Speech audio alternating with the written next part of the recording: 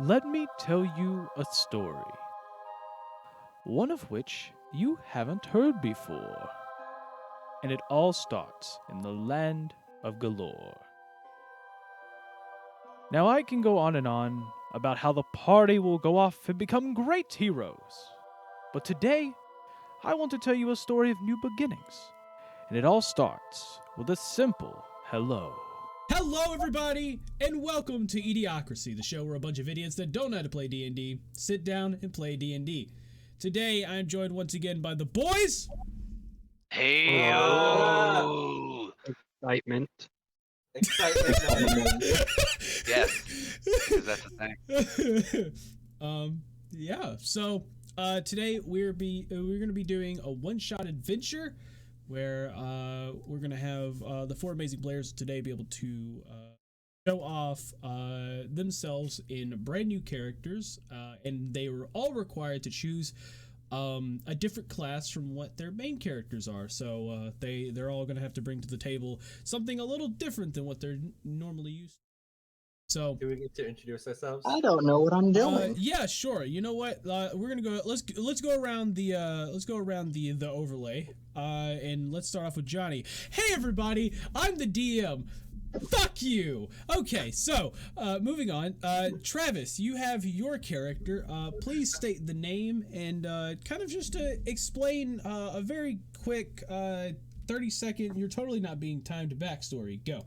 Okay, Gordak Tree Raiser Heatboard. He was just a normal guy and then he just traveled alone when he got of age. There you go. He's a big fluffy guy. Awesome. Can we use some golf claps? Like some very light golf claps that oh yeah, the microphone is picking up. Awesome, amazing. Awesome. Okay, moving on. Dominique, please explain your character. Alright, we got Ethwin. He's a ghost-life halfling druid. And he's also an orphan. And people think he's a child. Okay, good. But you are a child. Likeable, understandable. Yep. Okay, Justin, what about yours? Alright, my name is Orim Indarian, and I was forged by the High Elves of Rethilheim, and yeah, I'm a ranger. I like to shoot arrows and shit. Also, I'm a warforged. I'm a robot. Oh yeah, he's a robot. Yes, golf claps, please. Golf claps. Just yep. Not too hard. That tends to sound like something else. Yeah. And last but not least, Waffles. Would you like to share your character? Sure. I was a homeless druid. One day I walked in a barber shop and heard Jessica haircut before I was kicked out. And that's my name. Oh, awesome. Okay, golf claps. Yep. It's absolutely amazing. Okay, and with that, it's time to start our adventure. Before What the fuck? We don't talk about it, man. Okay. Just Talk about what? I don't know what you're talking just about. let it go, man. Just let it go. You're the one that keeps droning on. Just let it go. Do what Elsa said once and just let it go. Oh my god. Continuing on. So, now that we've got the characters out of the way, it is time to get to our story. So, I have written a 10-minute script that I am going to quickly read for our one-shot adventure. Oh wait, no, this was for the reenactment. Never mind. Okay, cool. That is not for that. Well, looks like I don't have a script for today, guys. So Well, hell yeah. let's see if I can wing this shit. So, by the way, you four can hear the stream I've got set up, right? You can hear the music. Let me check. I don't have it clicked on. Wait. No, hang on. You're not stream share. But I'm not. Yeah. Oh wait, I'm not screen No, sharing. No, you're not Yeah. screen sharing. Ah, Yeah, I was waiting. I'm sitting here making that might fix a few issues. I'm sitting here making a dumbass face like, where's it at? Where is it at? Like, where is There it is. There it is. It's up. Yes. can hear You it? can hear the music. Yes. Okay. Okay, Awesome. but I Just don't wanna make know. sure. Okay. Let's actually get to this.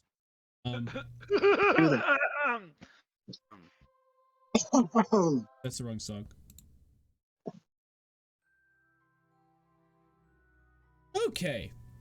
So, real quick, I just want to kind of tell you guys about what time we are in here. So this specific time that we are doing this adventure is going to be right after the main party from the has basically arrived at Hector. This would be the episode with the library. Is where we're going to be doing this adventure. So not long after they left and everything, we're going to be coming into a new group of people.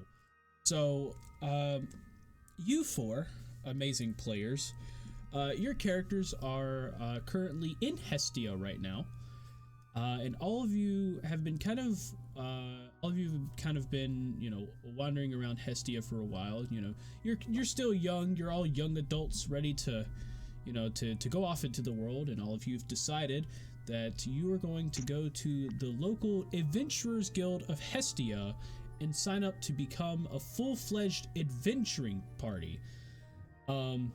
However, none of you know each other. You do not know anybody there, and all of you are just slightly nervous as you understand that adventuring can be dangerous, and also because all of you have barely been able to scrounge up 10 gold pieces to be able to go and pay your fees to become an adventurer. So with that, I need all four of you real quick. Roll me a d4. We got fees to be an adventurer. I got a 1. I got a 4. Me too. I got a 4. Okay. We got 2 4s and 2 1s. Yeah, so Morgeth and not Morgeth, Justin, Dominique, God, what is it? Orin, and Ethwin. Okay. Both of you will be arriving at the guild doors, standing outside ready to walk in. You both see a couple people. They're hanging out by the doors and everything. There's one or two like picnic tables outside, you know, where you see like other parties kind of there.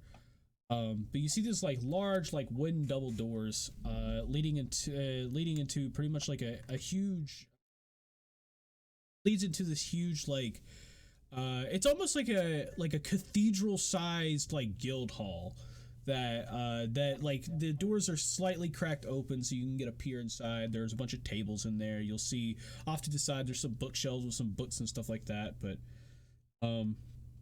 you know, overall, I mean, it looks somewhat busy today. It is a good time for people to come in, and we don't want to. And as all of you kind of, you know, as both of you kind of arrive at the doors, you both get a glance toward each other and realize that out of everyone that's standing outside the doors, you two are the only one that don't have people. That is where I leave it.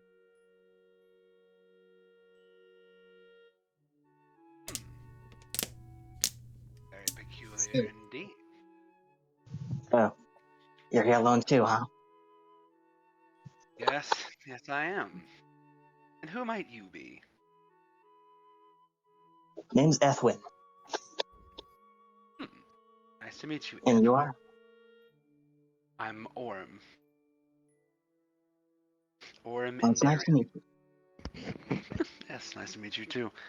So, what brings you here to this Adventurers Guild? I'm gonna make an assumption here and say that we're both here to be adventurers. Yes, well, I mean, I kind of wanted to know the reason why you wanted to become an adventurer, but that is a fair assumption. Okay, fair enough. I guess I could tell you.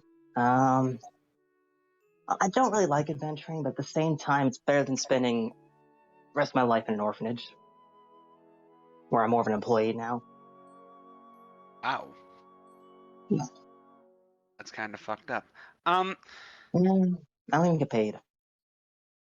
Well, yeah. Did you say you got paid? Yes. No, I don't get paid. Oh, yes. No. Get out Well, of I that guess orphanage. I guess I get paid and a roof. That's about all I get. Yeah, that's not A getting roof paid. and food. That's basically just being an orphan, but also doing work. So Exactly. I'm glad to see you here. Either way, I think I just came here because I wanted to explore the riches of this world, just to see all the new sights, hunt new beasts, just go across the world and see everything. I've been kempt up by the high elves for so long that oh, by the way, I was created by high elves. I wanted you to know that. But yeah, That's no, actually I'm pretty just cool. oh, well, thank you. I appreciate that. Um yeah, no, I've been kept up for so long. They finally let me go out and explore the world, so this is what I want to do with it.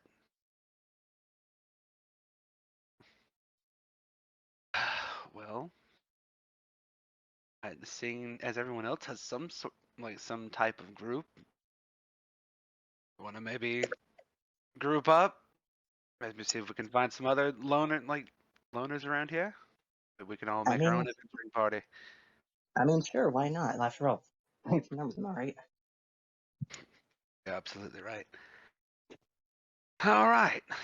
Well, guess we need to get our bearings around here. I just walked up to this place, so I guess I'm gonna go ahead and start like heading inside.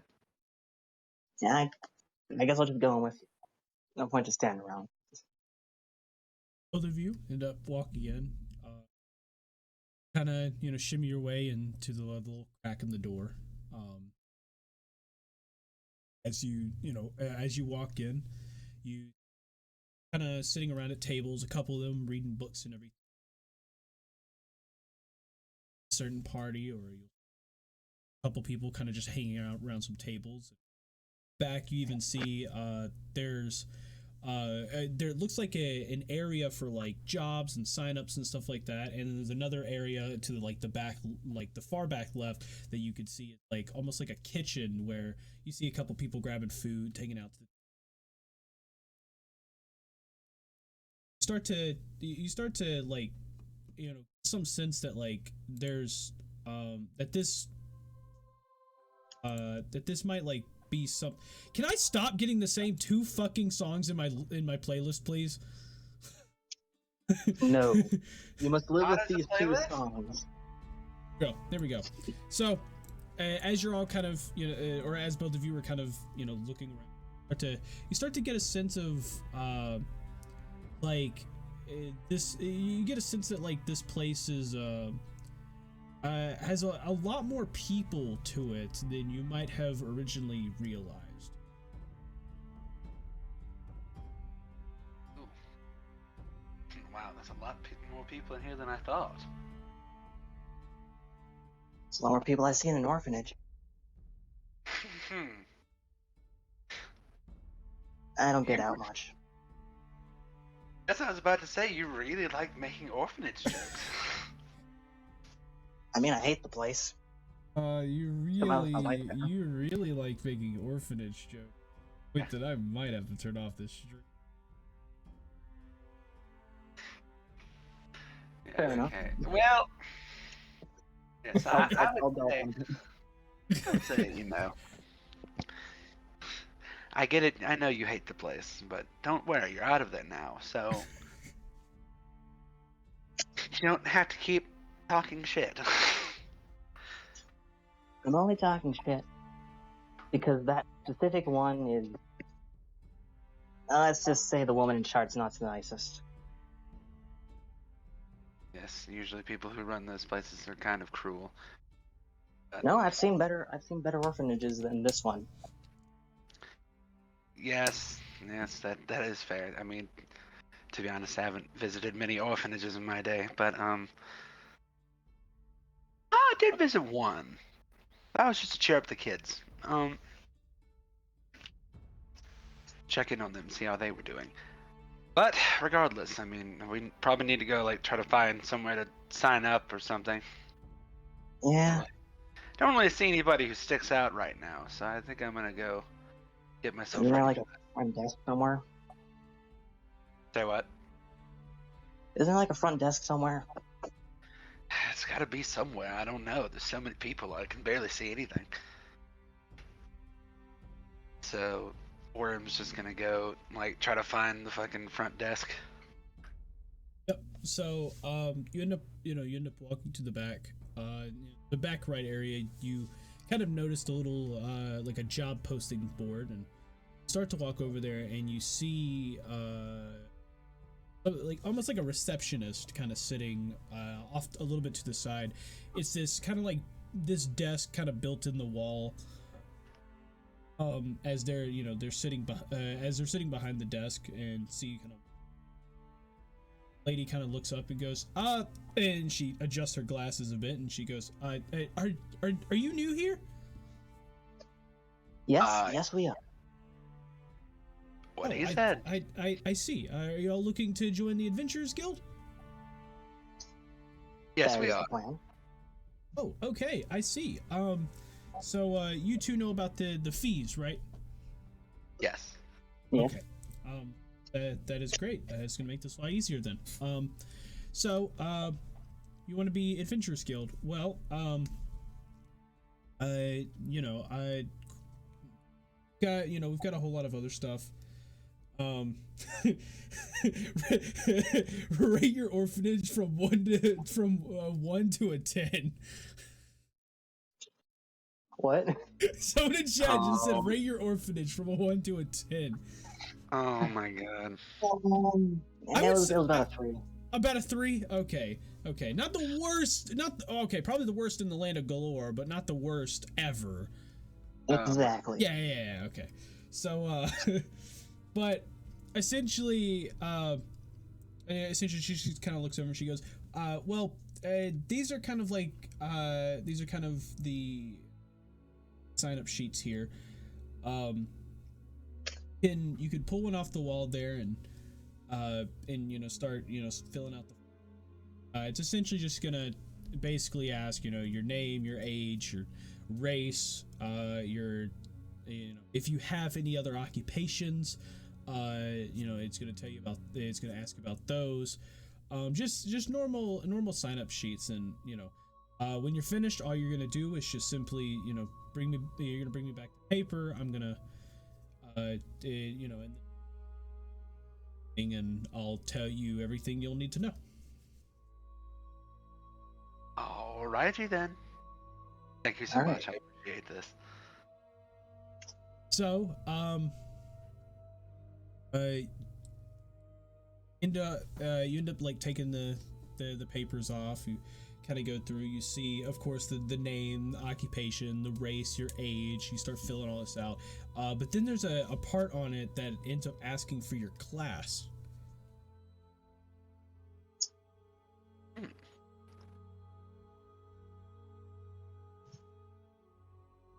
Well, this is a very interesting question indeed. Well, I'm very skilled in bow hunting, so I think I'm gonna pick ranger. I mean, I may have borrowed a book from a druid about druid magic and all that, so. Also, or I hate to ask this, but Hmm. could you help me fill this out? I can barely even write my own name. Oh yes, absolutely. It would be my honor. So Orem just starts helping him fill out the information. So yeah, you'll end up filling out your stuff, and as you end up, as you go and you start like filling out and everything, you get about halfway down the form, and then 2 more people kind of sit down at the same table that both of you are at, and you see a dragonborn and a gnome kind of make their way into the seats, and you see that they have the same form as.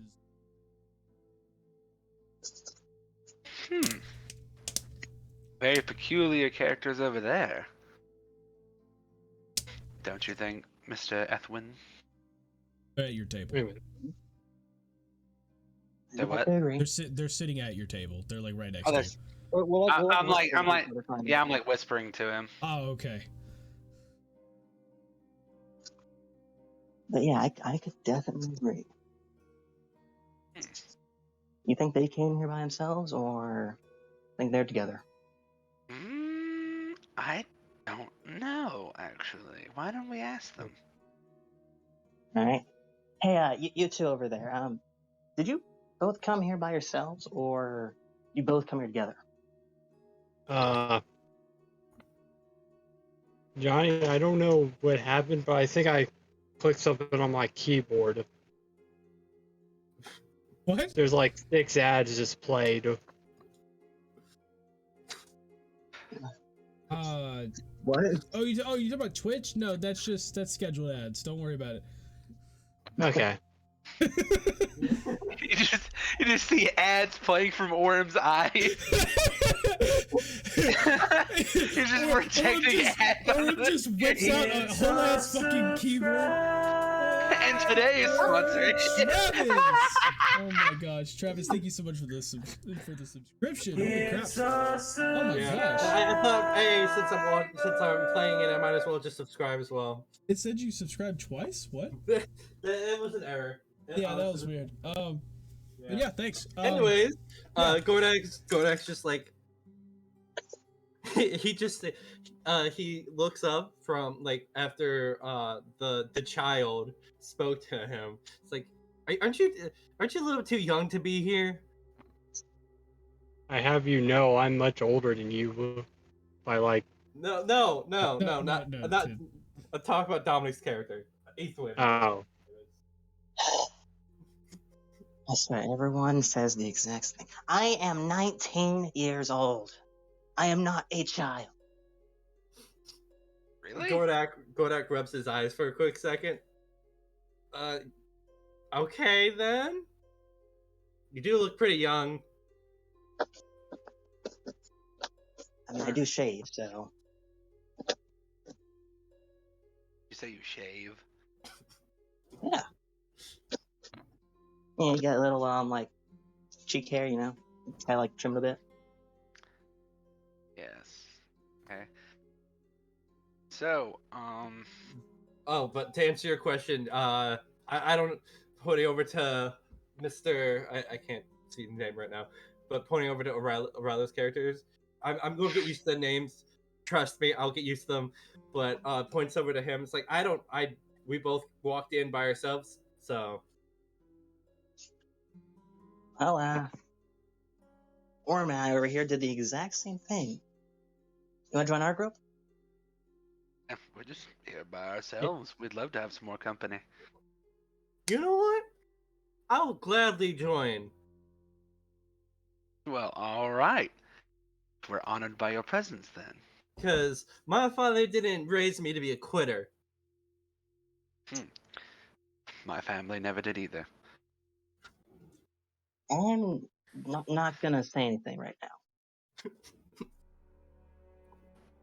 Well, you learn that yourself, and that's the strongest way to learn anything, so. You're stronger than all of us, Ethwin.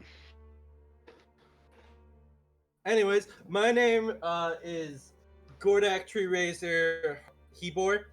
Gordak says quickly, putting out his hand over the table.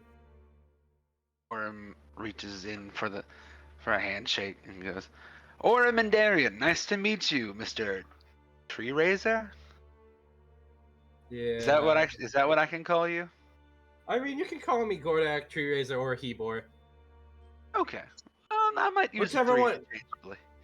Whichever one you want to hop in. Tree Raiser is just a nickname I got when I was a child. Oh, interesting. How did you acquire this nickname? So my father sent me to go cut down trees, but all he gave me was a razor. Oh. took me 2 days to cut that tree down. Oh my god. That's amazing, actually. I wouldn't want to cut it on a tree with a razor. I may or may not have gotten helped by like an axe halfway through, but I still did most of it. I mean, to be completely fair, anyone I think would get pissed off about, the first 30 minutes and hack it with an axe for a while. But, Oh yeah, by the way, can everyone hear me all right? Because I'm like my character's voice is supposed to be kind of like monotone. Okay. Just making sure. But, Mr. Gnome, how? I don't think you've told us much about yourself.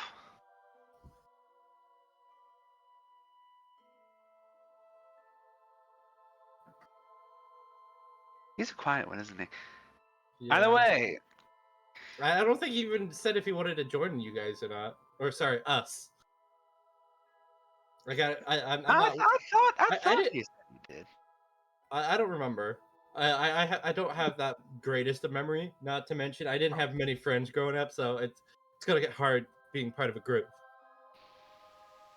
Yes, well, I mean, I would like to say the same, but I was in a very tight-knit community myself, so Yeah. When I was growing up, it was just me and my parents against the world.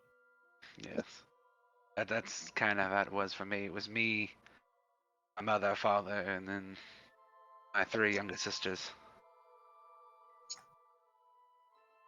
I'll be honest, most of the people I've been, the majority of people I've been friends with are usually around my height.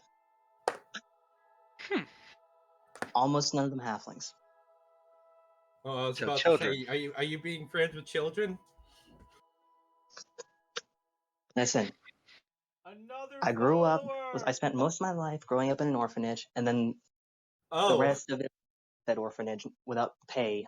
No, I'm mean, they sorry pay if me I with Cool. sounded Thank you like so much for the follow. I I'm appreciate sorry it. if I sounded like an asshole earlier, but no, you're constantly mentioning fine. my You're parents. fine. You're fine. No, you're fine. In fact, I'll be honest, I was the only person in that damn place they actually liked. Mm.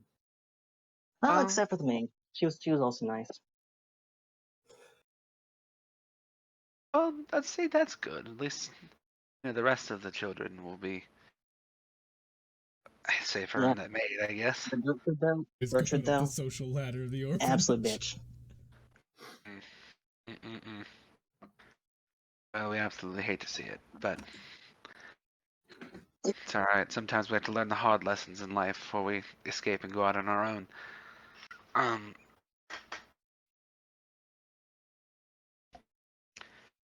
So, Mr. Gordak, why did you want to become an adventurer?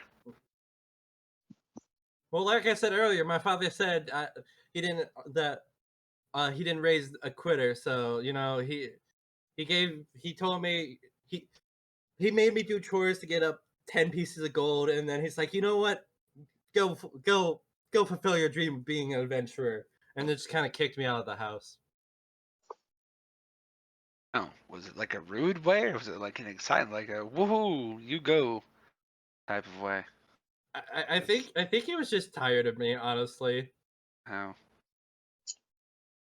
Well, I hate that, but hey, at least you're fulfilling your dream of becoming an adventurer. Yeah. So here we are. So anyway, Orin just looks back over at the gnome sitting at the table. That I don't even know if he's introduced himself officially yet.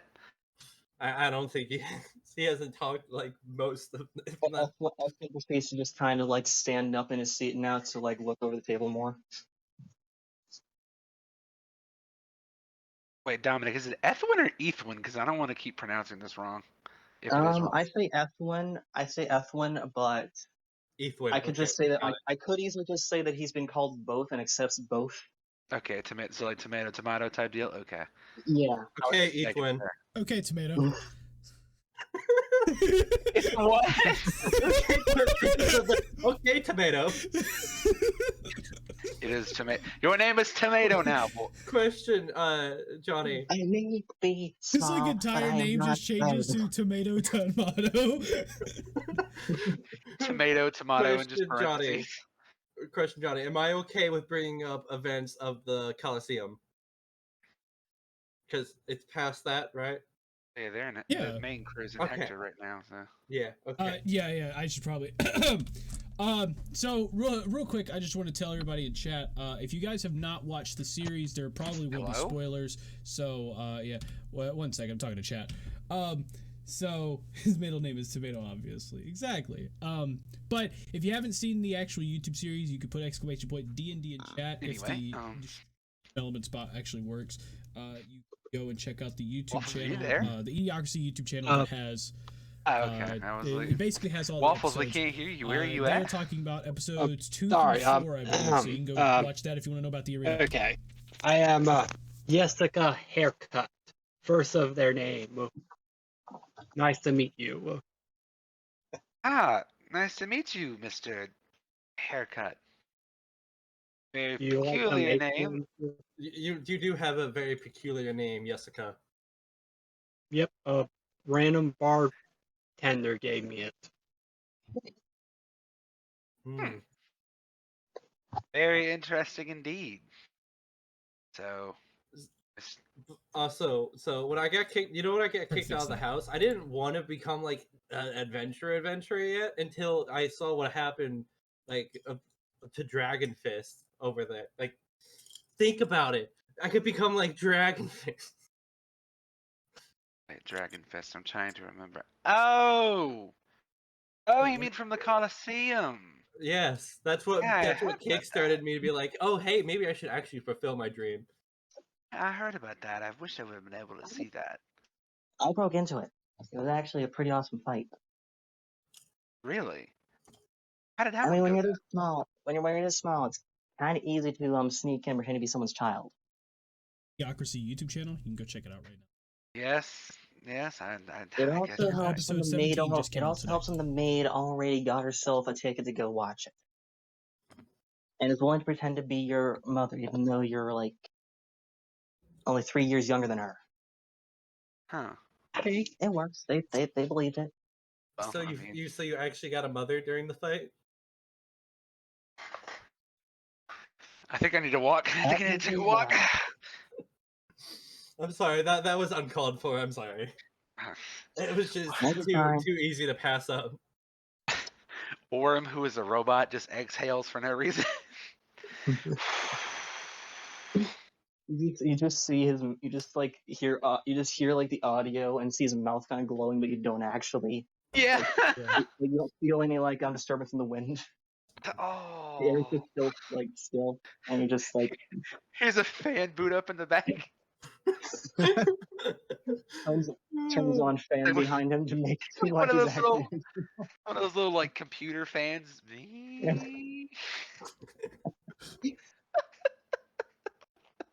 You know, but what I kind of want you to say that like canonically your exhale just sounds like one of those going off.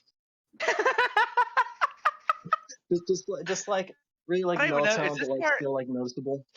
Is this part getting recorded? Like, is he just talking to chat while we're still supposed to be doing what we're doing, or like? No, I'm just sitting I here mean, it now. might be. Oh, Yeah, you're just sitting here listening to this. He's Okay. just sitting there letting us yeah, talk. That's what he's doing. He's letting us I'm get also to know trying each to other and all fix that. I'm also trying to fix the chat bot because apparently that's not working. Okay, I was like, did he go like cuss out chat or something? Like, No, what okay. happened? No. I was telling them like, like if they basically like, hey, this is a spoiler warning. I forgot to say this. We might end up spoiling a few things in the series. You might want to go watch it if you don't. Okay. Yeah. Just that kind of stuff. Yeah. Yes, go But watch I our wanted mini to hours. let you guys continue while I was saying that. Okay, all right, cool. But yeah, now that is actually what happens. Or him like has a little fan in like the back of his throat that you hear like boot up, kind of like do the exhale.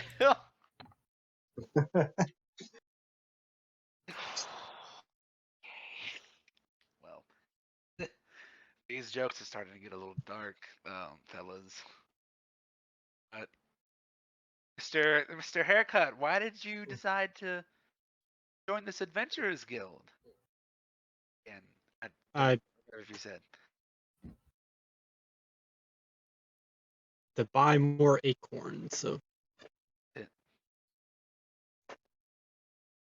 Okay that's then. my dream. Can I get you to repeat that?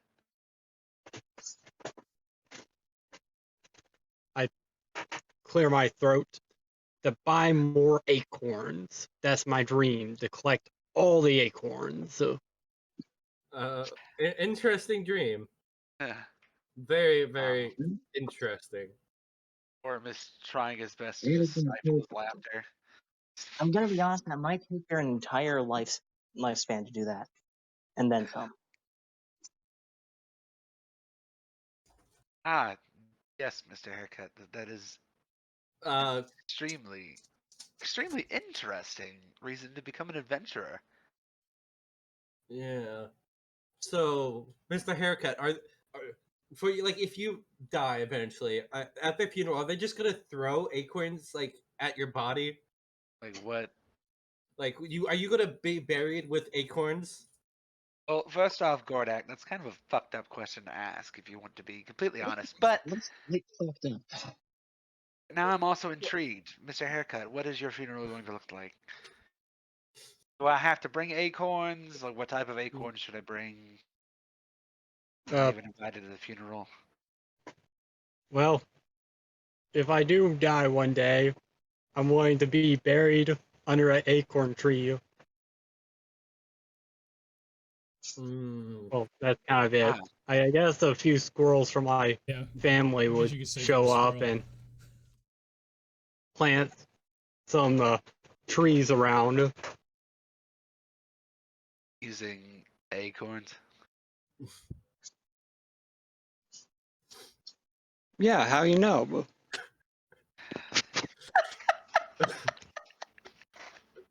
You're going to say lucky guess.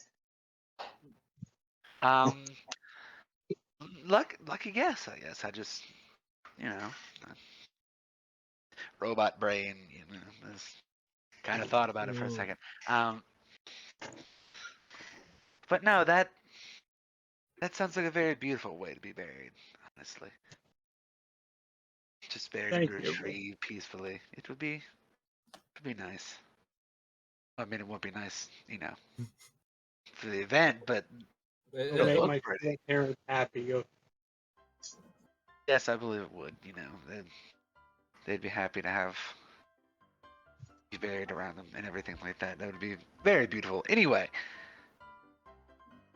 as Orem like kind of looks down at the table like, what the fuck did I just hear?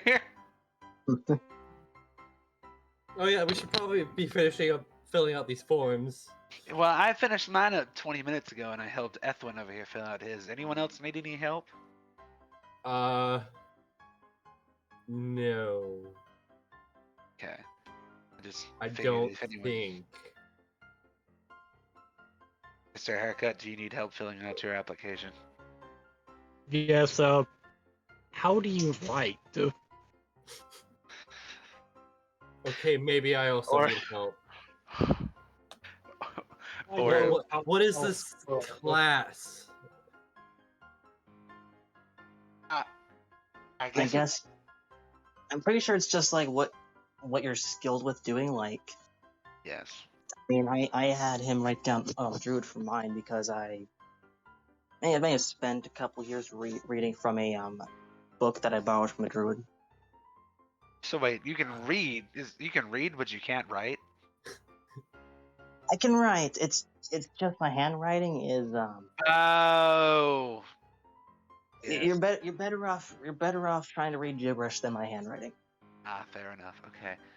See, that makes a lot more sense. I was like, wait, you can read but not write? I'm not illiterate. Well, I mean, I wasn't assuming you were illiterate. I was just confused. My apologies if I have offended. I'm trying not to. No, not even offended actually, because they don't even teach you how to read in that orphanage. Very good. You can acquire the skills required to do stuff. That's awesome. But, okay, so what does everyone need help with on their applications? I don't know my class. Okay. Well, what are you skilled with, Gordak? I like hitting people with sticks. You like hitting people with sticks? So would you Yeah, say you love to fight? yeah. Are you good at fighting? I'm okay at it. Well, why don't you try the fighter class? Is that actually what you are? Hang on a minute. Let me make sure I'm not fucking this up. Yeah, okay. I actually have like the campaign and the characters pulled up so I can make sure I remember everybody. Yeah. Honestly, I should probably do that too. I'll be honest. I'll probably keep forgetting. Travis's name. So I'm probably just gonna keep on referring. I'm probably gonna start Yeah, referring to him I as forget to call him Travis all the time. No, I mean I'm probably gonna keep like forgetting his character's name. So I'm just gonna start calling him Gordy. Gordy? See, there has to be like a canon thing behind that. You gotta. Also, I love he how just keeps going like, "Hello, hurdy-gurdy." I love in chat that there's just Jessica is a squirrel confirmed. Yeah. I mean, Jessica does seem a little squirrely, you know. Okay, continuing on. All of you end up finishing off your forms, and now that you have your forms, what do you plan to do? Well, I mean, I plan to go take mine back to the receptionist. Yeah. Let's go turn them back into the receptionist. Yes, I feel like we've wasted enough time. Let's go. Yep. You'll end up back to the receptionist, and as you walk up, you see her kind of finish off talking to someone, and another person they kind of walk off, and you see them join a certain well-established individuals. They have decent armor, decent clothing, and everything. One of them quickly rips off a piece of paper off the what looks like to be a job board, and they walk to the party, and all of them start setting off and start kind of realizing how how crazy the adventures must get on once you get well established like that.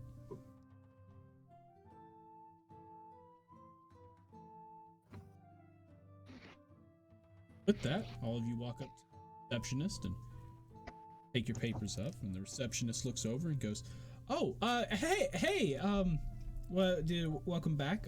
So all of you finished filling out your forms?" Yes. Yep. Yes. Yeah. That's Maybe. great. Jessica. Yes.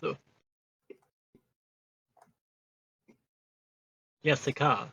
Oh gosh. Oh my, I completely forgot y'all were doing that. Yes, we're doing that. Oh my gosh. Yep. This is a thing. This is not a thing. It's a thing. It was a joke, guys. I was joking.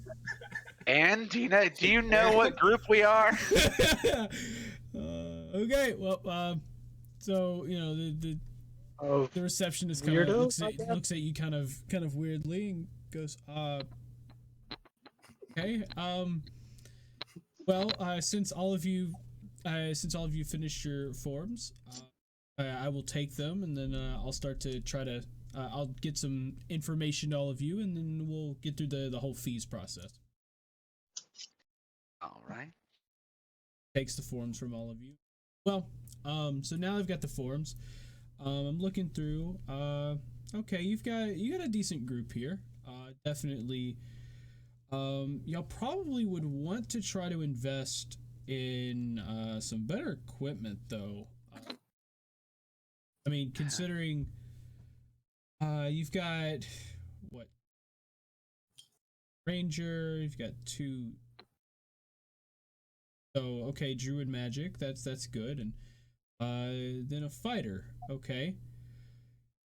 Then she looks up at all of you and goes, "Okay, well, I think I know exactly where I can start all of you.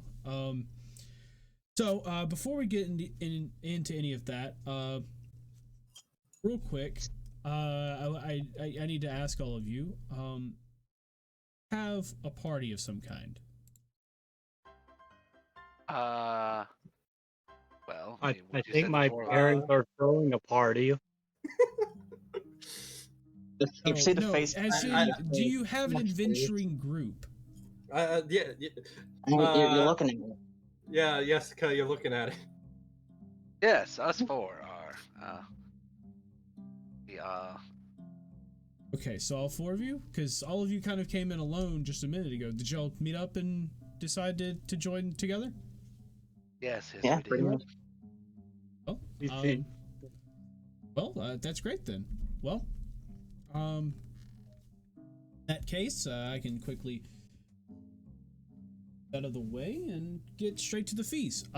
So it's going to be 10 gold pieces per person.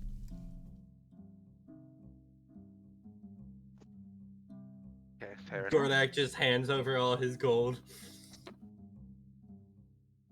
Then Orem also hands over his fees. That's window. yeah, I basically just hand over a bag full of copper pieces. That equal that equal to 10 gold. Oh my gosh. So you just did the equivalent of making the receptionist count the pennies. So she sits there. What could She be goes some- through, counts all the pieces.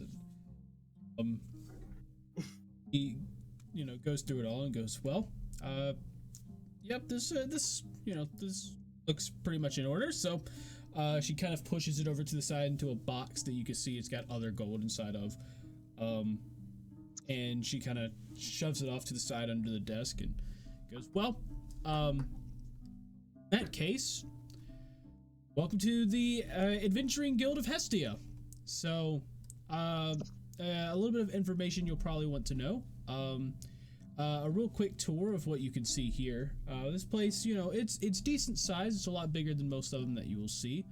Hestia is known to be the most versatile adventuring guild. Have all types of magic books that you can see over there. If you look back there on your left, you'll see that toward the front of the guild. At the front right is a little bit of a, I guess you could say, a testing area. We got some dummies over there that people tend to test things on. Magic, on the other hand, need to be tested outside. You can test your weapons over there, but I would definitely not suggest testing magic.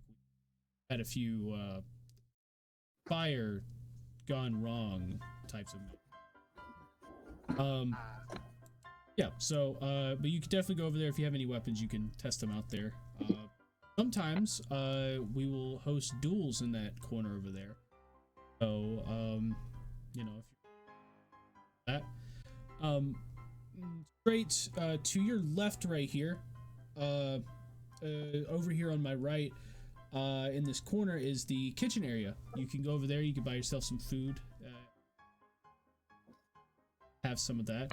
A lot of adventurers like to go get a bite to eat before they head off, or sometimes kind of go and buy some of the preservative foods that they have, so they can take some rations on them whenever they travel. Of course, right here, pretty much right in front of me, to my left, you'll see the job board. Depending on what rank you are, depends on what jobs you are allowed to get. There are ranks anywhere from D to S ranks. And it's very rare, but every once in a while we'll be getting we'll get what is called a double S class rank, which most of the time requires multiple parties to kind of come together, because those are really difficult. But don't need to worry about that, because I will be starting all of you off with with a D rank. So basically whenever you all take a job, you just simply rip off the board there and you go to the job and you come back. I will pretty much be watching whoever takes stuff down and everything, so you don't have to worry about coming to tell me every time you get it. But when you come back, just kind of tell me how it went, and I of course I get checks from people and stuff like that, The better that it performs, the better the guild looks. So the more likely you are to get access to higher rank missions, and if you do kind of poorly on it, I mean, you'll still get paid if you do the mission and complete it, but at the same time, you may not be allowed to go, to rank up and get, higher level, to higher rank jobs because of that. So, yeah. But we have actually kind of like looks over at the job board and goes, don't see any up there. But we did get a call. We did get, like, say someone came in earlier today, wanted to, if all of you are ready, I can quickly make you your IDs, and then I can tell you about your first job. All So, right. she stands up. She walks off to a little back corner there that you pulls out this little like this kind of like wooden box almost, and takes an empty tarot card. You see her inscribe fire rune on it, and she shoves it into the machine. Hear like a very loud like clamp basically into the card, and pulls it out, and the card actually like steams a little bit. You see a little bit of steam come off the card, and she like blows on it a bit and goes, yep, okay, well, that's that one. And she does it 3 more times. Brings it up,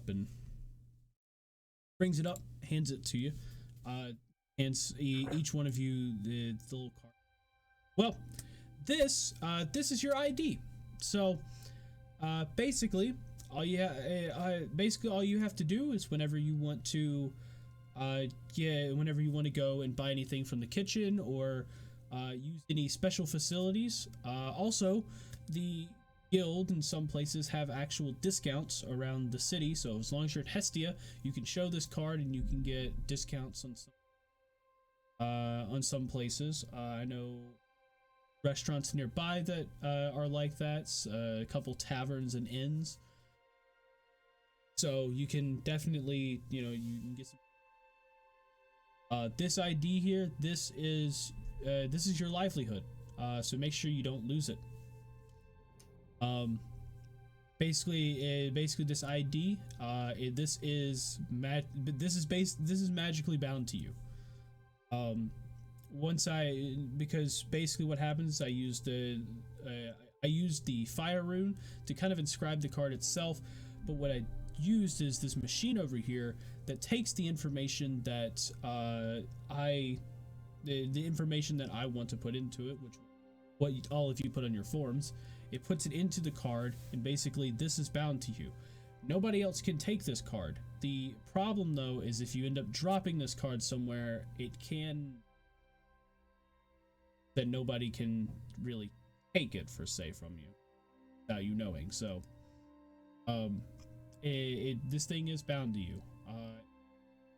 This is pretty much what's going to determine what type of ranks you're going to be able to go on, and this will update in real time. So if you're ever wondering anything that is happening, this will update in real time.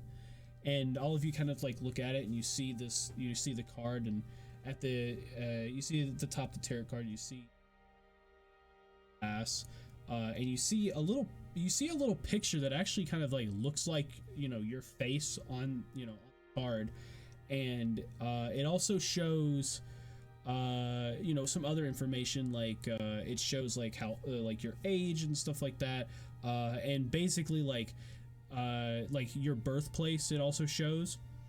But at the very bottom, all of you can see that the card itself keeps up with your physical statistics as well, as there's an option. It's like it literally has an H and then a colon, and then you can see a certain number, and you kind of look at it and you realize that this might be kind of referencing on like how much hit points all of you guys have, and then like under that you can see what rank that you are.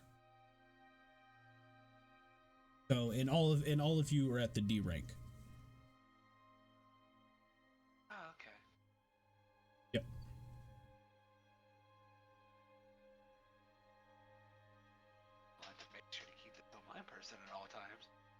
make sure I put it in like a front pocket to where I can. Oh, what's that? I said, huh? Yes, this is interesting. Sorry, I put my mic far away from my face. Okay. My bad. Um, this is very interesting. I take it and I put it in my front pocket. Make sure I can keep up with it. Yep. So, at it for a moment, you put it away. Well, like I said, I don't have any D-class jobs on the board, but I do have this one job that I'm supposed to put up. I can give it to all of you, as right now you're the only D ranking that we have anyways.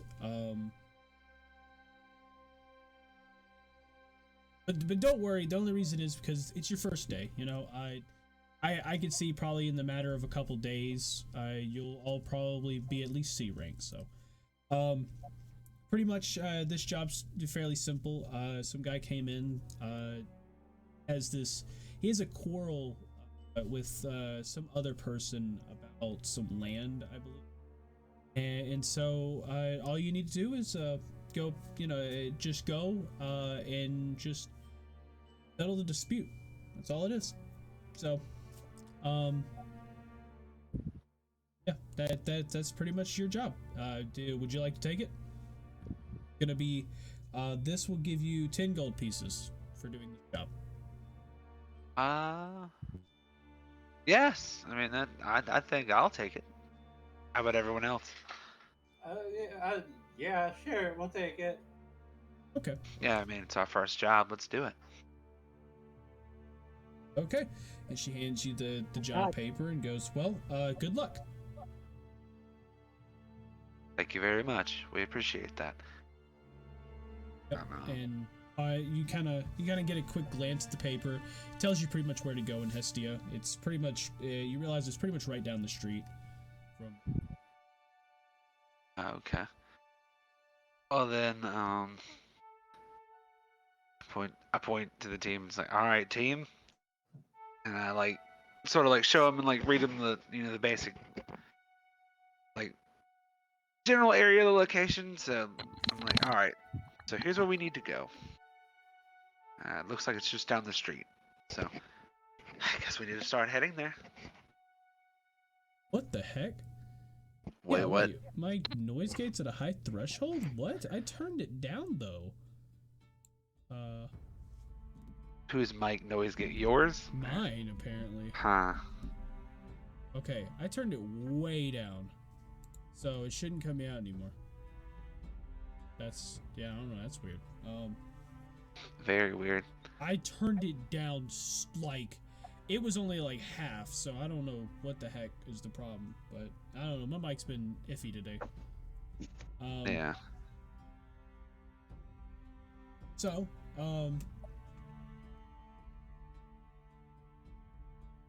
okay, continuing on. All of you end up walking out. You end up walking down the street a bit, and you end up passing the Coliseum on your way by, and you start to arrive at this. It's like a small shop of some kind. Almost like on first glance, like pretty much seeing through the window, it almost looks like some type of general store, but it's like a really small general store. As in, like, as soon as you walk in, you've got the counter in front of you pretty much, and to the right's just like a single shelf of stuff.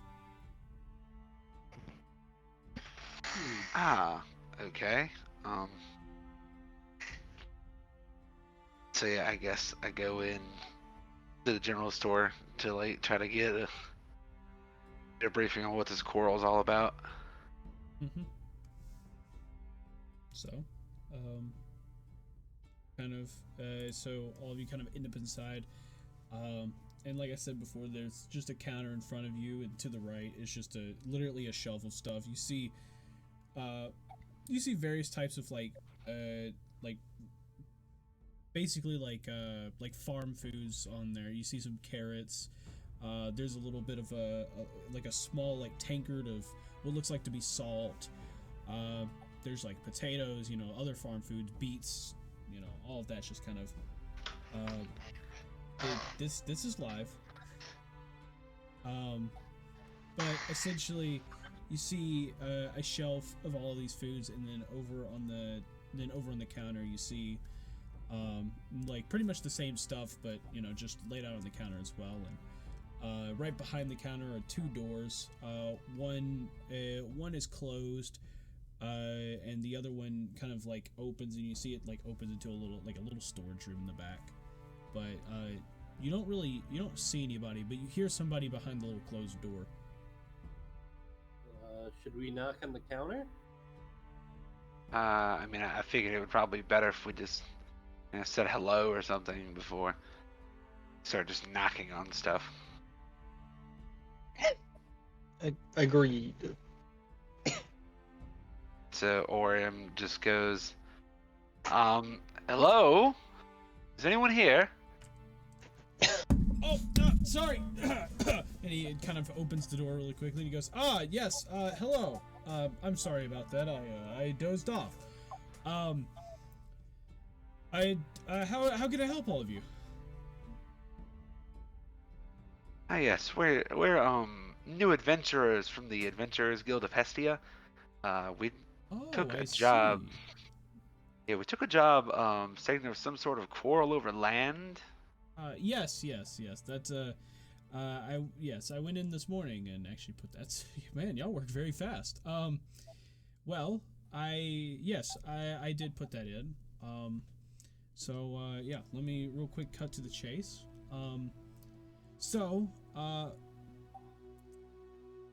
There's been a competitor of mine that's been not very nice when it comes to land and deeds and everything. Trying to, deal with my shop. It, kind of causes a lot of issues.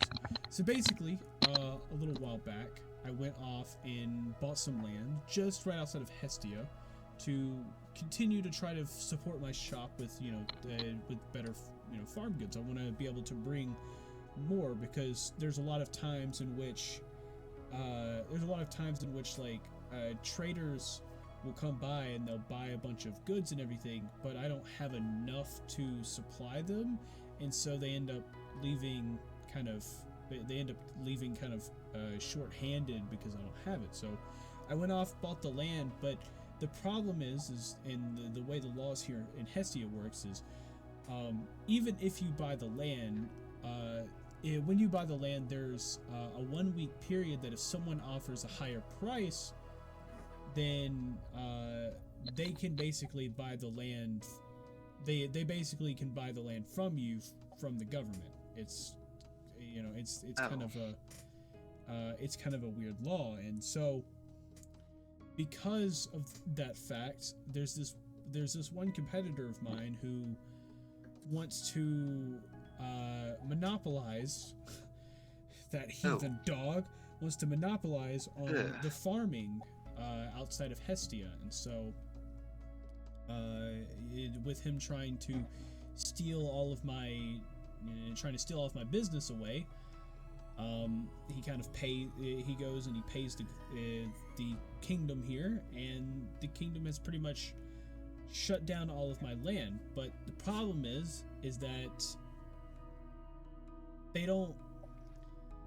The problem is that in order for me to get this land, I have to get him to go in and cancel his payment. Because I don't have enough funds to up the amount. And it's kind of a problem because my shop is not going to survive otherwise. My shop needs this land. I need to be able to do this. Within 6 months' time, I might have to close down shop and try to find, somewhere else to go. Oh my. So wow. I put the job in to ask all of you to at least go talk to him and see if he can kind of cancel his payment for the deed, and see what we can do, or at least like see if we can strike some kind of deal. But he refuses to even talk to me about it, as he just wants the money. Like, he wants to be able to just make the money out of it. Oh. Ugh, I hate people like that. Uh, well, team, That sounds what like do you... something my father would do. Oh, But yeah, we well, can go deal with him. yeah, I agree. I think we can go deal with this man. Um, how do you, I mean, you just want us to try to get him to come talk to you and reason with you about what all is happening? I mean, if you can get him to reason with it. Well, we'll see what we can do. Okay. Yeah. So his shop is just down the road. If you actually look out the window, you can barely see it right down the road to your left, and all of you kind of get a glance out. You see another like general store. The general store actually has a sign. This has a sign that actually points into the door. It's got you see a couple people walking in and out, and you can kind of see just from the front that it is at least like 3 times the size of what you're standing in right now. Oh, wow. Okay. Well, let's go talk to this one and see exactly what the problem is here. As to why he doesn't, well, not as to why he doesn't want to. We already know that. Because he's greedy. Yeah, he's greedy. He's very greedy. Greedy bastard. Anyway, let's go see if we can get him to hand over the shit. Let's go. And so I start to walk out because I'm just kind of like I'm not really annoyed, but kind of just like, all right, let's just get this shit over with type deal. Gordak, it follows almost on almost on his heels, like almost, but it's like a good, like it's a good feet away, but it's like almost on the heels. Mm-hmm. Yeah. So you make your way into the other store. Somewhat you see a couple people walk out as you're starting to walk in, and they've got like baskets full of just goods and everything, and they walk out, and as you walk in, you see probably another 8 or 10 people walking around. It's a nicely sized place. It's a good probably it's probably a good like 50 I'd say like a 40 by 30 room. It's got a little counter off in the back left corner, and it's got a bunch of like shelves just kind of up and about with like all types of farm goods that you can see. You even see that like there's a whole like pretty much keg barrel full of salt just sitting in the corner as well. With kind of like a tankard sitting next to it on a piece of string basically connected to the salt. And you look around and you see the clerk there kind of like putting stuff up on the shelves, and he's got this huge basket of what you could see is probably the most like beautiful apples you've ever seen, just kind of putting it up there and just like setting it up on the shelves as other people are walking by and grabbing goods and everything. Wow, that's... I think that's the man that we need to talk to. My God, Yes. I want those apples.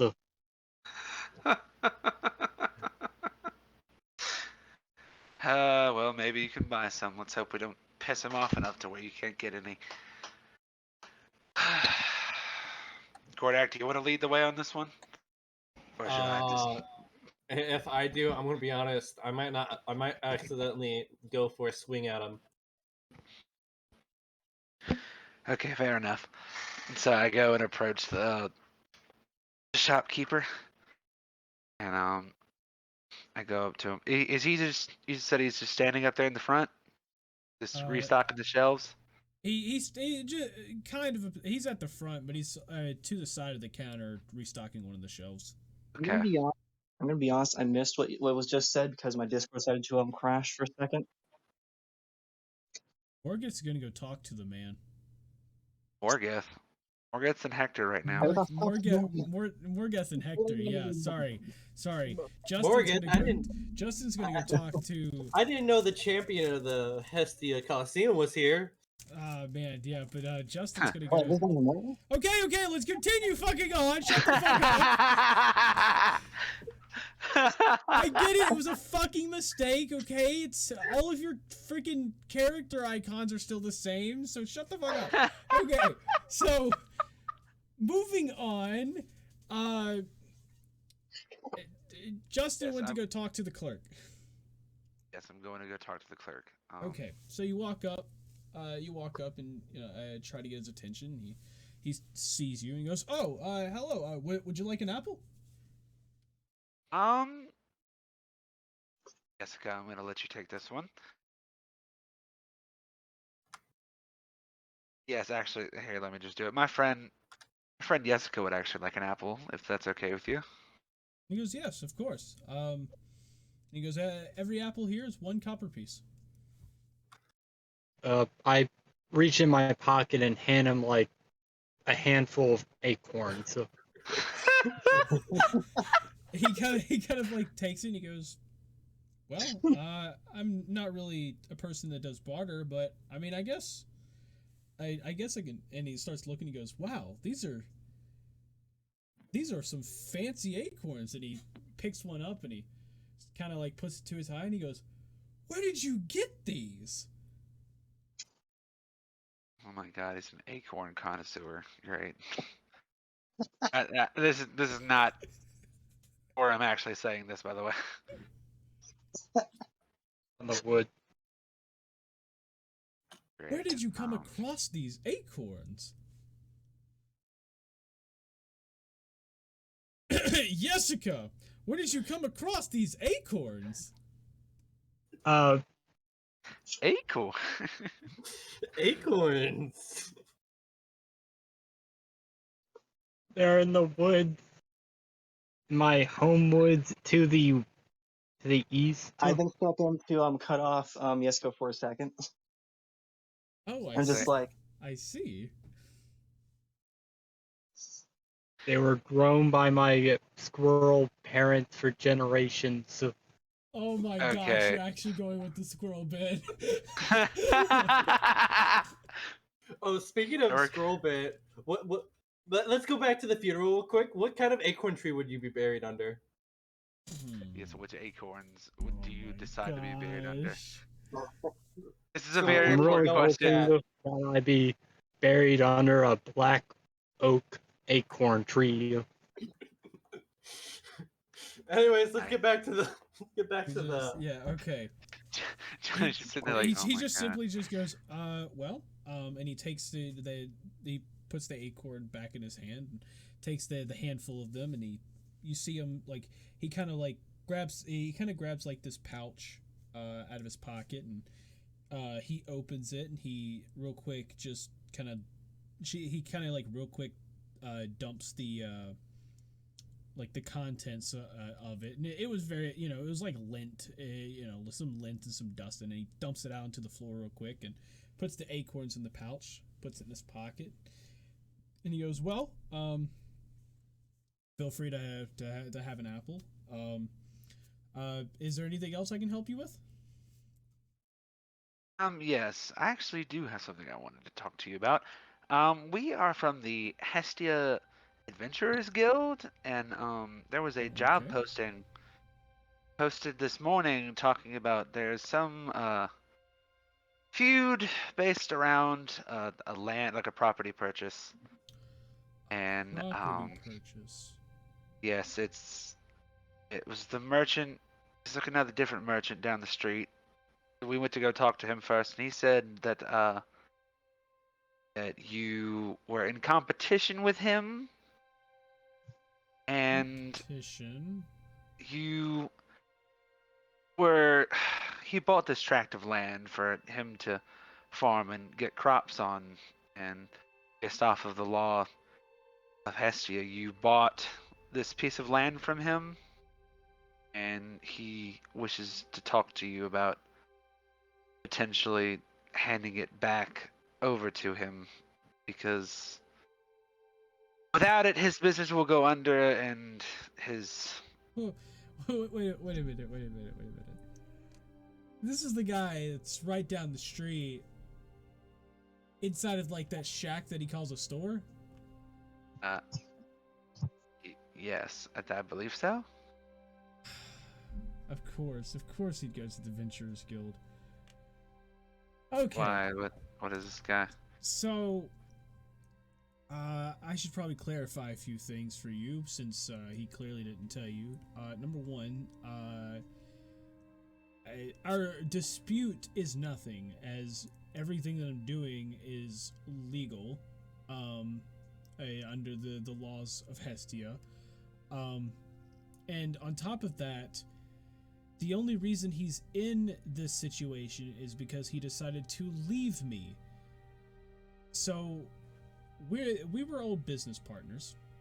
So you guys dated? I literally just said business partners. Uh huh. Business partners, yeah. That's when Price was slapped in the back of the head. So we were old business partners. About a month back, about a month back, he decided one day that he no longer wanted to work with me. So he packed up his things, took what he could of gold, and walked off to start his own store. And he opened it right down the street just so he can compete with what I had here. And his problem is that he doesn't know how to run a business. He just doesn't. He's very great when it comes to vegetables. Honestly, I'd say he's probably got some of the some of the best quality vegetables you'll ever get. But he didn't know how to expand it. See, I have vegetables, fruits. I have all types of grains. I actually expanded, and I actually told people about it. He just sits in a shop all day and waits till people walk in. And so, when it came time to expand land, Hestia was going, some of Hestia's governance, one of the lords that is actually selling the land, decided that they were going to sell it at a pretty cheap price, and so I went to go jump on it. I didn't realize he had it first, but at the same time, that's not my fault. That's his. He shouldn't, he knew that other people were going to go and buy the land. Matter of fact, somebody can go and up the price on what I put in there.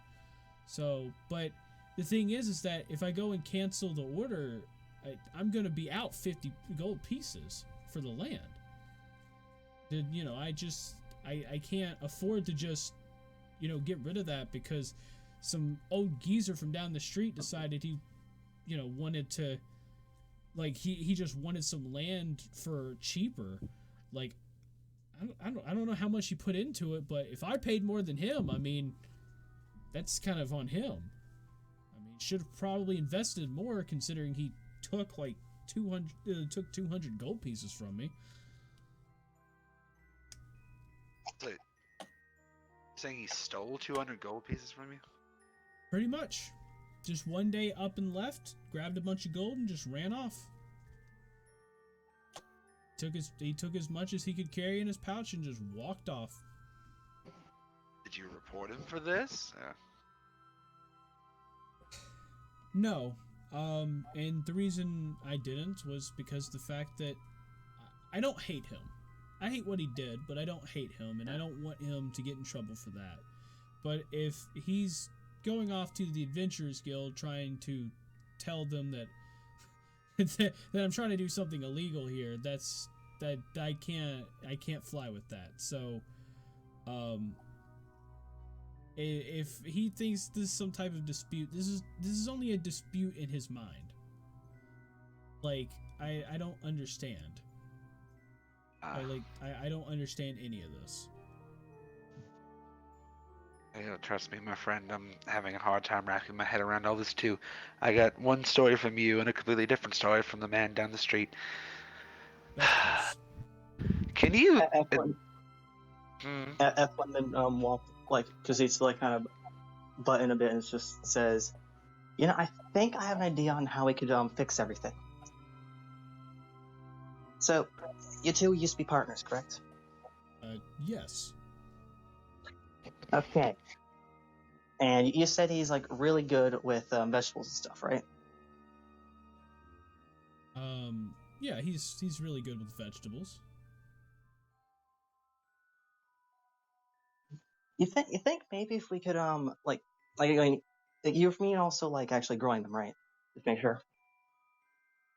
Like, sorry, what? Never mind. Okay, never mind. Okay, so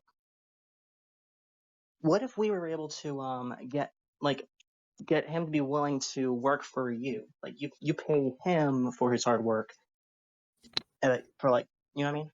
Oh no, I'm never working with him ever again. I can't. Not after he walked out with 200 gold pieces on me and tried to start his own business, just in spite to compete against me. So literally, even if we can't get him to like be willing to do this, and even say sorry, and even like I go like maybe like a while without pay, even then you wouldn't allow. No, I don't care what I don't care whether he gives me an apology or anything. It's just like I've lost the trust in the man. I can't work with him. But at the same time, it's just like I don't have any quarrels with him really. Like I have nothing. I've completely I've started I've pretty much gotten over it. I mean, yes, it's a little angry, but I mean, at the end of the day, I'm not thinking about this constantly. I've moved on. That's why you see my business is like my business is actually prospering here. And somebody walks up and they've got a basket full of goods and they hand him a couple gold pieces and he just simply like tosses it in his pouch and he goes, there's a lot more there's a lot more to life than just blaming other people for your problems. Yeah, he walked out with gold pieces. That was irritating. But you know what I did? I took the gold pieces I had left and made the store prosper even more with him gone. But him, on the other hand, down the street in his shack, trying to make me look like the bad guy to the Adventurers Guild of all people. I mean, I never thought you were the bad guy. I just kind of figured, hey, you see land for sale, you bought it, didn't think much about it, to be honest. Yeah, exactly. I didn't even know he bought it. They don't tell you this stuff. They just tell you if you outbid somebody else. Like that's about it. And it's not my fault they didn't put much gold into it. So, Huh. Well, my perspective has been changed a surprising lot, actually.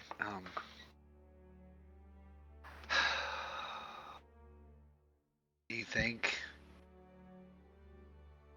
Do you think we could at least get you two together to talk this out? So maybe there can be some type of agreement of some sort, just to end this, to once and for all, just to talk it over, just one final time. Tell him you left me. I bought this fair and square. I outbid you. It's just how it's going to have to be. Because I feel like I need both of you in the same room at the same time, looking. If anything happens, we'll keep you protected. I'll punch Okay? someone. Yes, What? Gordak will punch someone. Okay. Why would I'm okay with sitting down and and trying to actually have a conversation with him again, just to kind of trying to get over this once and for all. But you'll have to wait till after I'm finished. You have to wait till I have to finish closing today, because I can't just leave my store just open for random people to just Oh, walk in. well. And, Oh, Nothing well, yes, happened. obviously. No. What time do you close again? I close pretty much when every other shop closes, around curfew, which is 9 o'clock. All right. Oh, And I was okay. only asking because I've seen some places close early, some places close like a little bit late. Yes, yeah. Yeah, I tend to stay open as much as I can, so I'm open pretty much from basically the break of dawn until pretty much when the sun goes down. So, All right. Well, then Okay, we will see what we working. can do about arranging a meeting. Then no problem. guess we'll talk to him. Thank you for your time. I greatly appreciate it. Has honestly brought more of a perspective onto the situation than the other shopkeep has given us. So Yes, yeah, and thank you for listening. Sometimes these types of things don't end up going this way, and it's usually one-sided. So, yes, yeah, we thank you for listening. So, absolutely. after I close today, I will, I'll stand outside for a few minutes. If you see me out there, just come over and get me, and I'll gladly come and talk about whatever. All right then. I appreciate that. Yeah. Thank you so much. We're gonna go see what we can do. No problem. And he looks over. So and he thank you goes, for the apple. "Oh yes, no problem. You enjoy the apple." And I and lift up the and then he apple and kind go, of mm. he then like grabs another apple and he tosses it to it was Orin. Yeah, Orim. It's with an M. Or Yes, yes, okay. for him. Okay, so he quickly grabs an apple, tosses it to Orim, and goes, "There's another one. Enjoy it." Well, thank you. And then Yep. I So gather my papers and everything and just start walking out to leave. Yep. all of y'all end up kind of just walking outside, and um, you end up getting outside.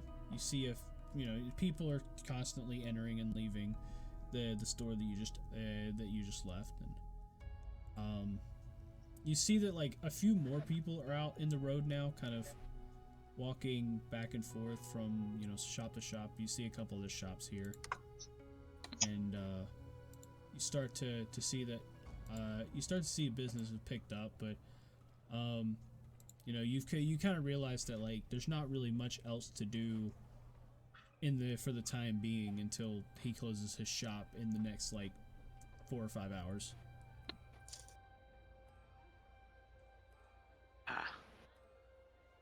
Well, I think first things first is what we need to do is go talk to the other shopkeep and arrange a meeting time so that we can talk through all of this.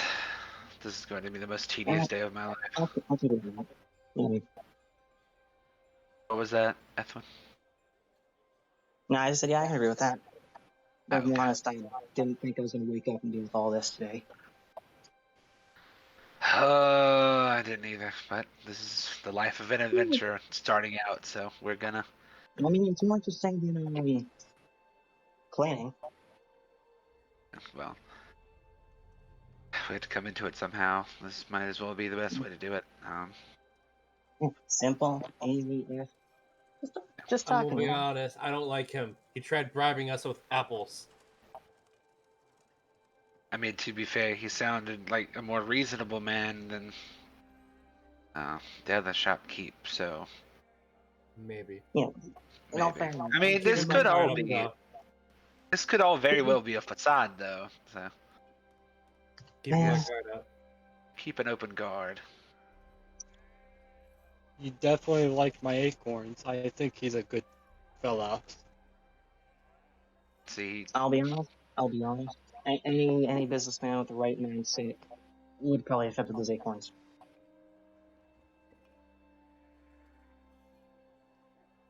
well. By the way, we need to go ahead and go arrange that meeting first, and then we can go find something else to do in the meantime. I mean, we got no gold. At least I don't. Yeah, we I- don't have any gold yet, so we probably need to find something like. I I think the literally, only goldish we got is the acorns that. yeah, those are the closest thing to currency we have, just because they work in a bartering system sometimes. Other than that, we're all flat broke, I'm pretty sure. At least, yeah, I didn't take. Yeah, I probably should have grabbed more of Gertrude's money. Oh, What happens in your lunch? okay. Well, I wouldn't admit to taking things like that. I mean, she Sure. deserved it. She deserved it. She hasn't paid me for like 3 years. I mean, yes, you could technically call it back pay, but we also don't want to admit to taking money out in the middle of the street. Well, that's why I'm not talking that loudly. I know, that's why I'm also not talking that loudly. Exactly. And anyone who's listening, probably doesn't. It's probably assuming it's my mother or something. Yeah. Oh yeah, because you do look like a child.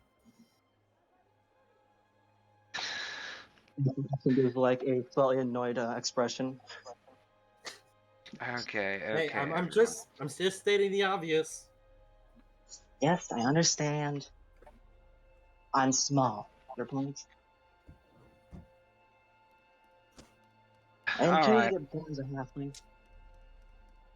But at the same time, there are advantages to being small. So, Well, I mean, we can figure out those advantages later, my friend. Right now we need to go try to arrange that meeting before it's too late. yeah. So, So, or, oh, or, what was that? No, go ahead.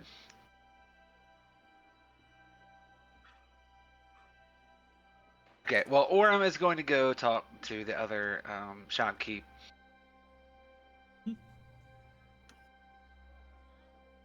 Orem's mind So, is just yeah. cluttered and boggled So at this point. yeah, so all of you end up, walking over back to the previous shop, and you kind of walk inside, and you see the guy. You see the guy kind of like sitting in a chair. You see him kind of like trying to recline in the chair, just relaxing, just kind of like sitting there, almost about to doze off again. And he hears you open the door, and he goes, "Oh, hey, welcome back." He sits up and goes, "Well, have you, have you gone off and talked to him yet?"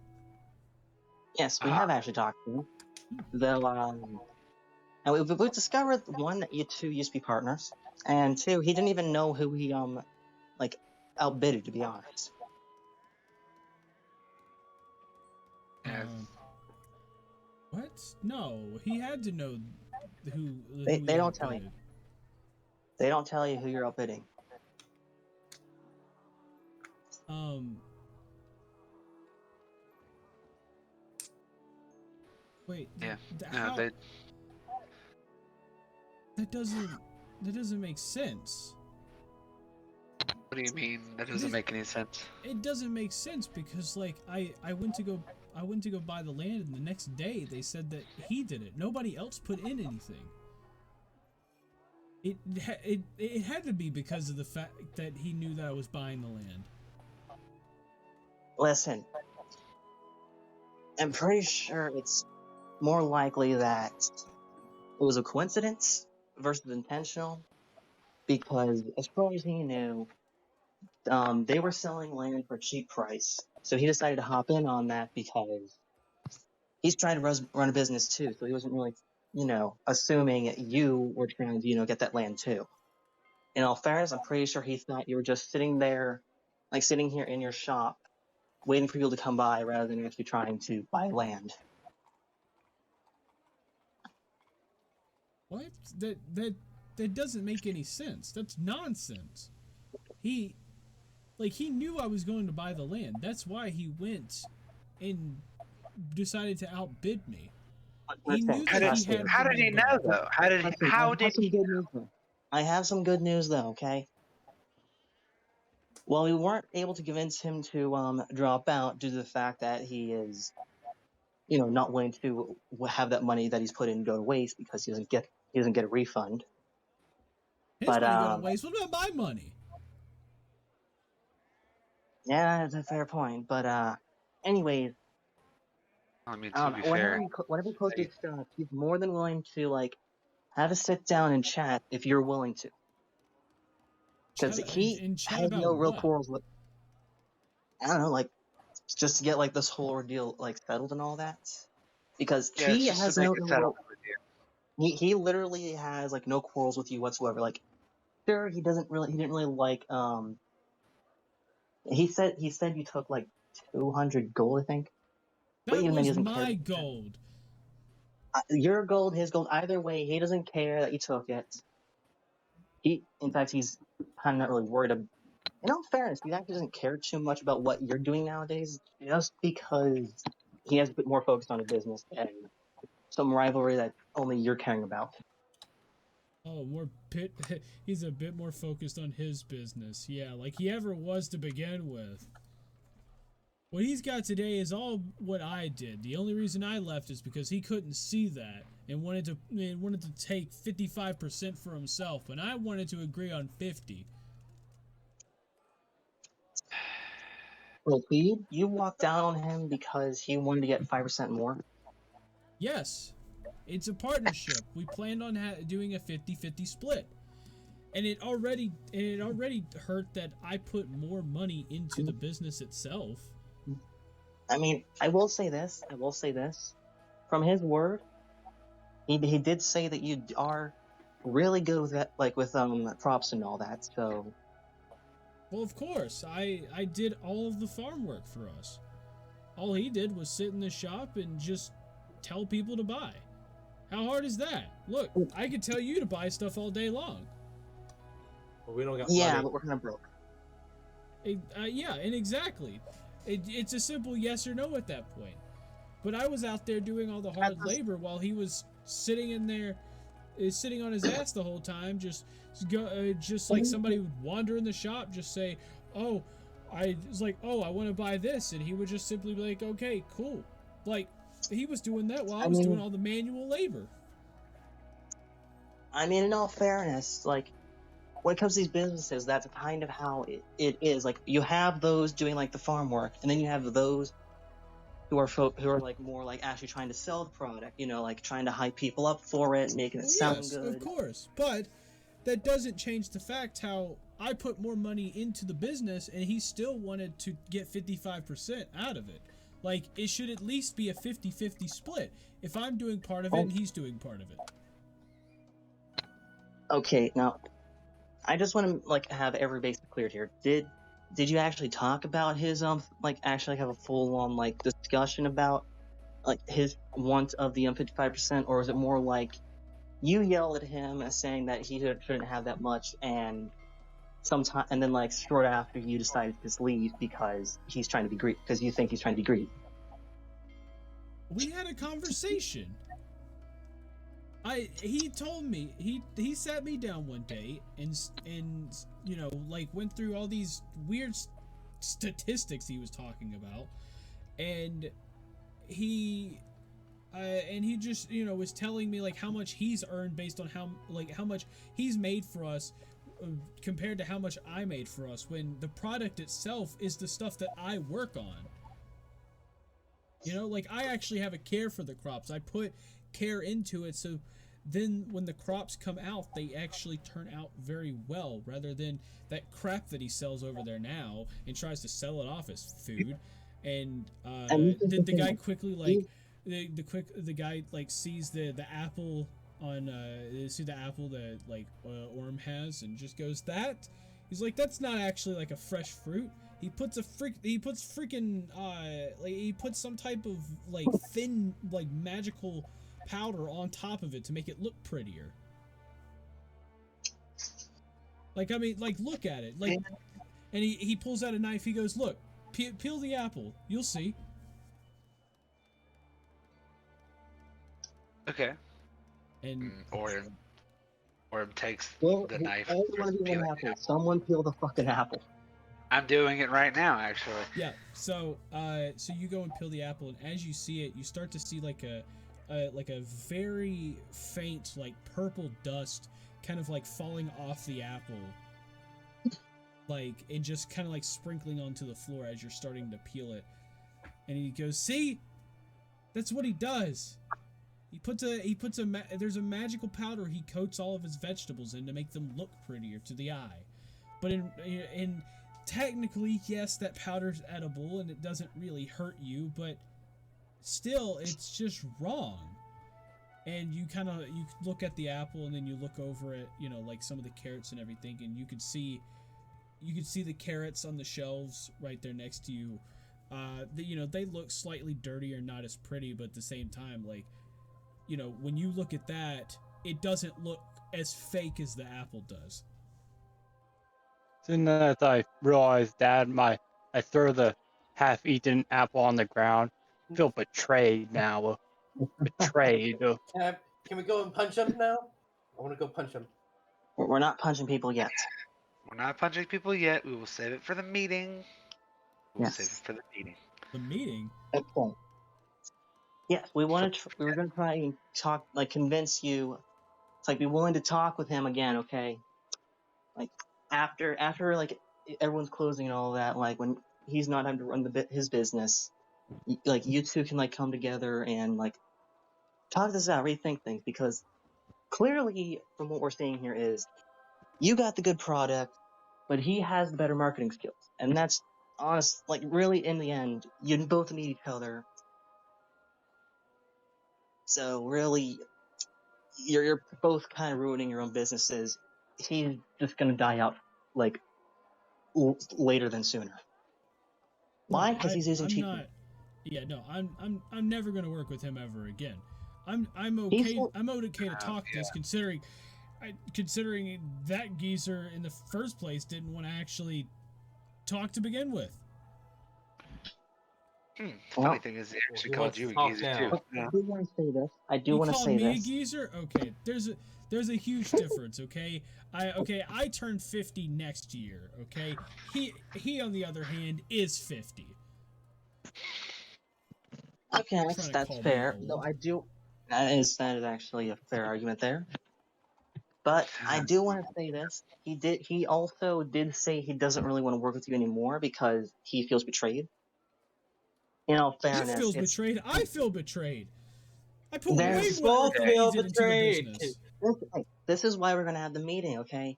You're both gonna discuss like your whole quarrels with things, okay? We're gonna make sure that you both get to like say everything you want to say to each other, rather than like cutting into each other's conversations. So that way you get to tell your like feelings and everything. He gets to tell you his, and either A, things work out, you start to agree more, or B, you both go back to fighting, and I mean at that point we can't do Or much. B, you just do your own things and try to settle this. I mean, we're just gonna try to settle this land dispute, okay? That's all. That's what we're here for. And your businesses are your own to run. We Just here to can't settle the really. land. Yeah, you literally hired us to try and like end the feud, and if it ends with you two still like not working together, technically, but at the same time we would like to kind of like see both prosper. Okay. Then I feel like it'd be kind of wrong to have you getting like basically nothing and him continuing to lie to everyone. That I agree with. Well, I mean, he's been lying the entire time. What makes you think that anyone's going to see otherwise? Okay, I'll be honest.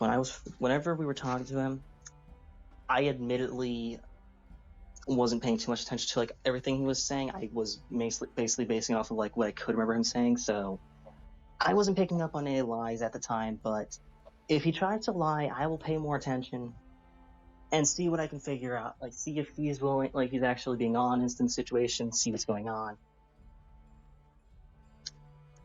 And I'll be honest, I'll even treat you the same way just for like fairness. Be honest. My brain is I'll try to make sure at this he's point. being honest. Listen, we just want to get you two to talk about this land settlement, okay? If you'll Okay. just meet us as soon as all the stores close, you two can sit down and chat, and we'll basically play bodyguard in case anything happens. I'll play mediator, try to keep the conversation lively and gentlemanly. And I'll just be making Gordok, sure that everyone's being honest here. right? And Gordok will handle any unnecessary violence in this situation. I'll punch him. Only if it escalates. Only if it escalates. Gordak just rapidly nodded. Oh, Okay. Trailblazer, what would we do Well, without you? where do you plan on having this meeting? Well, the other shopkeep said that he would be outside of his shop as soon He as the said store was closed. So I guess we'll just meet somewhere here in the plaza or either in over at his hall, shop. we could meet at his shop, your shop, out in the middle of the market, whatever. I would just I chill don't out know in how the to middle do of that, the market. To be completely fair, it's a neutral space. Well, I definitely don't want him being in my shop. And I'm sure he doesn't want you in his shop just because of the rivalry. That means no insult to you at all. But I would say let's just stay in the plaza and try to get everyone together. Okay. We can meet in the plaza. Okay. Alright. So I guess for now we'll just let you get back to business as usual and Of course. we'll but all meet up later at around 9.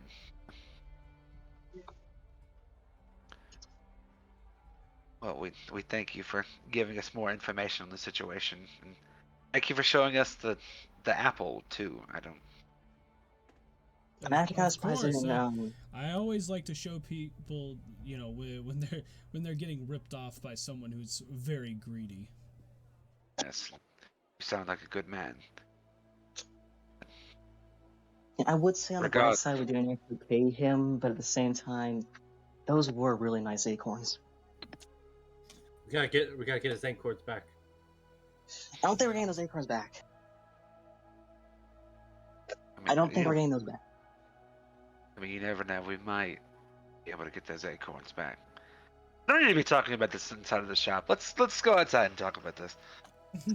I mean, in fairness, it's not. Yeah, true. We could just go outside, but at the same time, He just simply they're just. rifle. You'll start like walking out, and he just simply goes, "Have a nice day." You too. Thank you. Sorry, we sound like mental asylum patients. I say as I walk out. So you end up walking out. You end up shutting the door behind you, and now you are, you've got a couple hours until, you've got a few hours until, curfew. So what do you all plan on doing?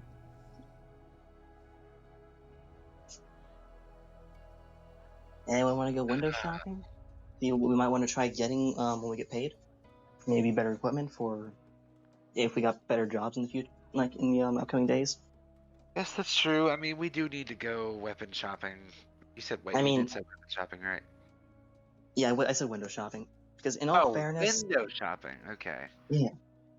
what you think I was Sorry. talking about? What, you think I was talking about like shopping for windows?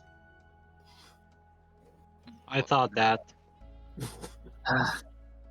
Anyways, I definitely need something better than. I literally need something better than this stick and this dinner knife I literally took from the orphanage.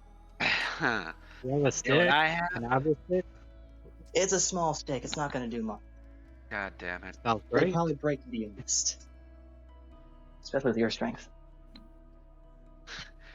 Orm just starts like looking around the plaza like I'm dealing with a bunch of fucking idiots, aren't I? Yes, you are, but he he actually does think that, and then all of a sudden Jessica replies. It's like, yes, you are. And Orm just looks shocked, like, did you just fucking read my mind? What the fuck? Okay. That, okay, don't think thoughts around him. Don't process things. I mean, you were talking out loud. Oh no, I just said I was looking around the place thinking I'm surrounded by a bunch of fucking idiots. Yeah, and I was making the joke saying like you were just like mumbling it, and we kind of Oh, heard you like okay. saying something. Oh, Yeah, like you were thinking out loud type of deal, but like not loud enough for like most of us to hear. oh yeah. It's like, well, sorry guys. It's been a day, okay? Yeah, getting So- kind of tired. I'm gonna turn into a squirrel and go on your shoulder, but giant metal man. You can turn into a squirrel and go on my shoulder. Are Yeah, we still going with the squirrel bit? Yeah, Did Uh, you I just change want your to see entire how long character I to a can do fucking it. squirrel? Half gnome, half well, squirrel? half I hear gnome, him. half I squirrel. hear him talk. I hear him talk. You hear him what now? God, is all of his druid magic just gonna be like him just planting an acorn just- and something happens? I'm just turning into a fucking squirrel for no reason. He's Man, No. No, if you can actually Dominic's- turn into a fucking... Dominic's Discord crashed again. oh fud. That's why he So just randomly that's why stopped he talking. stopped. Okay, I was like, why did he stop talking like that? But yeah, no, yeah, just Jessica. Jessica is quite literally just a squirrel gnome. Okay, Very squirrely. this is not how I thought my first day of adventuring was going to go. All right, come on, Jessica. I guess you can hop on my shoulder. I swear to God, if you don't turn into a squirrel and do it, I'm throwing you off of my shoulder. Gosh. Don't worry, I'll be a squirrel. I promise. You know, after everything I've heard you say, I don't know how much your promises are worth with this one. This is another thing that I'm just thinking in my head. I'm not saying this out loud.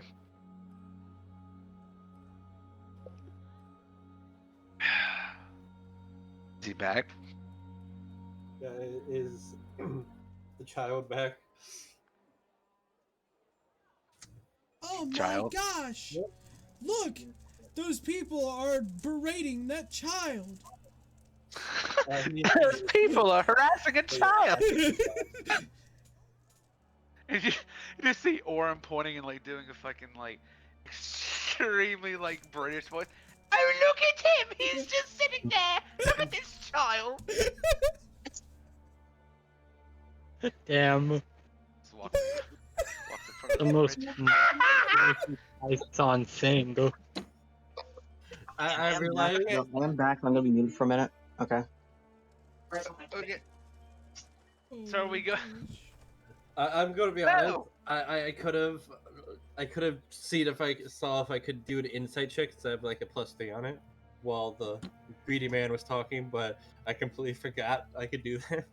Can't you do like a perception or like a deception check for that to see if he's lying or not? No, that's no, it's insight. It is insight. Okay, okay. I can play. Yeah, I forgot. I have proficiency with insight. So yeah, now see, here's the thing. I'm actually the idiot in idiocracy. Okay, like I actually don't know what the fuck to do. We both are. It's fine. Sorry, no, not we both. All of us are. Yeah. All of it. I'll, That's why I'll we're be called honest. idiocracy. I'll be honest. The only reason why some of us have a bit more knowledge than others is because sometimes we get bored and start just looking at random stuff about D&D. Yep. Yeah. Yep. That's understandable. What? Like I'll sometimes like looking at a Oh, stat you and get just bored and look at random stuff about D&D and idiocracy bullshit? Yeah, I did yeah, actually maybe, watch. like, I watched one of our flattered. videos a day, like a day or You two know what ago. I do when I'm bored? What? I solve a Rubik's Cube. He's doing that now on the stream, isn't he? Yes. Yes, he is. Yep. That's what I thought. I knew he was trying to be like, you know what I do when I'm bored? I call you out in the middle of my fucking I'm stream. not bored. I'm not bored though. I don't know why, but I feel freakishly tired though. I do I'm too. That's the bad part. It's like, Oh my gosh. I Maybe, ironically maybe feel I fucked squirrel. up with this one, man. Maybe I should have just. I don't know. Maybe I should have just thrown Ugin to death or something, so I didn't have to deal with them. But oh well. you have Orem in the idiot squad. Idiot squad. We have Punchy Boy, Child, whatever the fuck that thing is. Looks at the squirrel. Whatever Looks the fuck that thing is. Looks at the squirrel gnome that's like what, 2 feet fucking tall.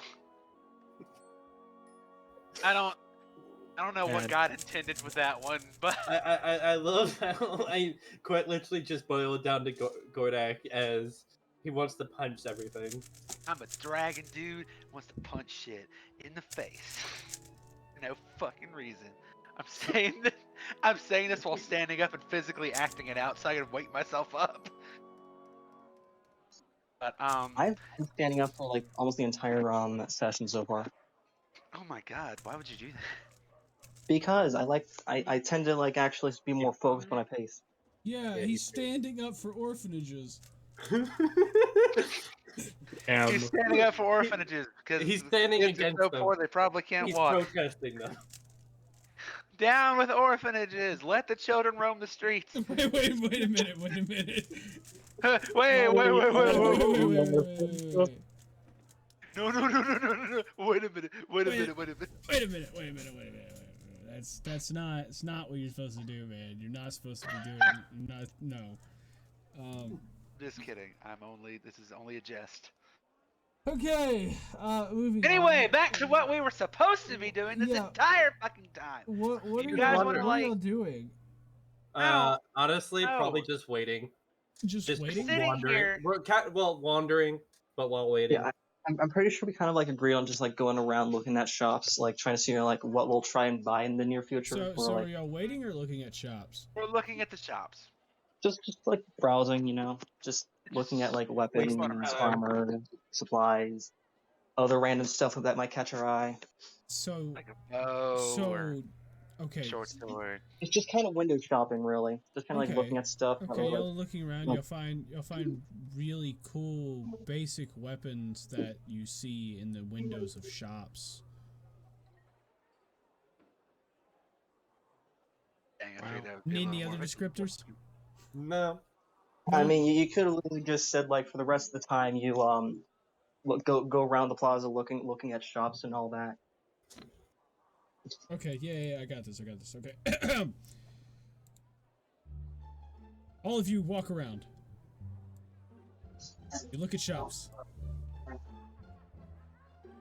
And, well, that's it. I love how the non-copyrighted fucking music starts as soon as she fucking. You just walk in, you look at stuff, and then you walk out. That You was find very some cool nice. stuff, I but I walk don't know in, what you're looking for grab a gun. anyways.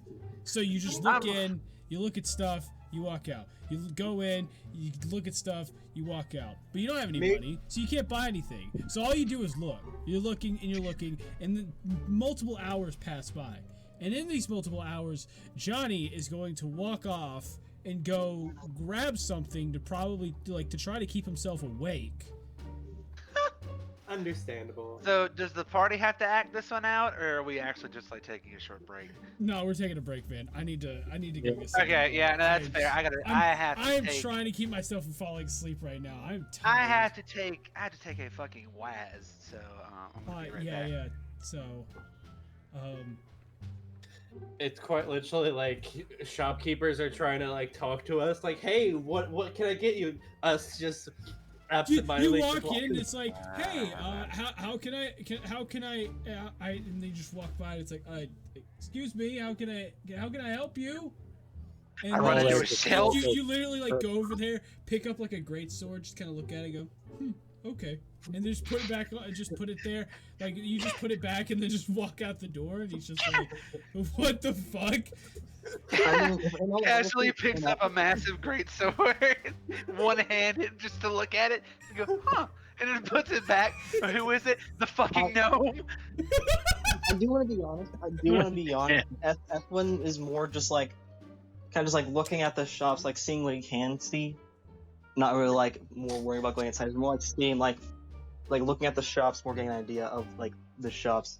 Because it doesn't really go near the plaza to begin with. So it's not there often enough to like know what's in the plaza. Damn, bro. It's more like holding someone's hand. Okay, let's go take our break. All right, Yeah, I'm let's take a going break. to take a piss. Go take a piss. Okay, is everyone here? What the I mean, fuck, I'm here. guys? I'm here! Thank you!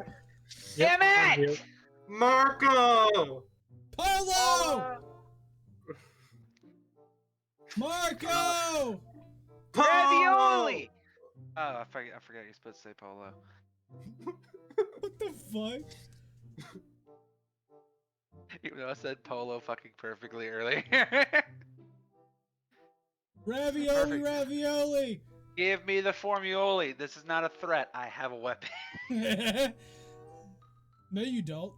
Is Squirrel Man I here? have a prop weapon. It's fake. I can throw Witch. an acorn at you. No, I don't want to do that. I think My- everyone's here, Johnny. Don't waste my Okay. acorn. Don't waste your Let's acorns like let's that. let's get back to it then. Here we go. So all of you have been kind of sitting around the kind of like the town square, kind of waiting a bit, for the shops to close, and it's a few minutes after curfew. You hear a loud bell kind of chime in the distance. And as you hear that, you see a couple people. They walk out the shops. They start locking them and get ready. And a guard starts walking down the street as all of you are kind of, as all of you are kind of watching people walk around. There's a guard walking down the street going, "Okay, it's curfew time. Everyone head home. And remember, after curfew, you need to have a torch out and lit, or you can be fined." And he starts like walking off. Oh, damn. We don't have a torch, do we?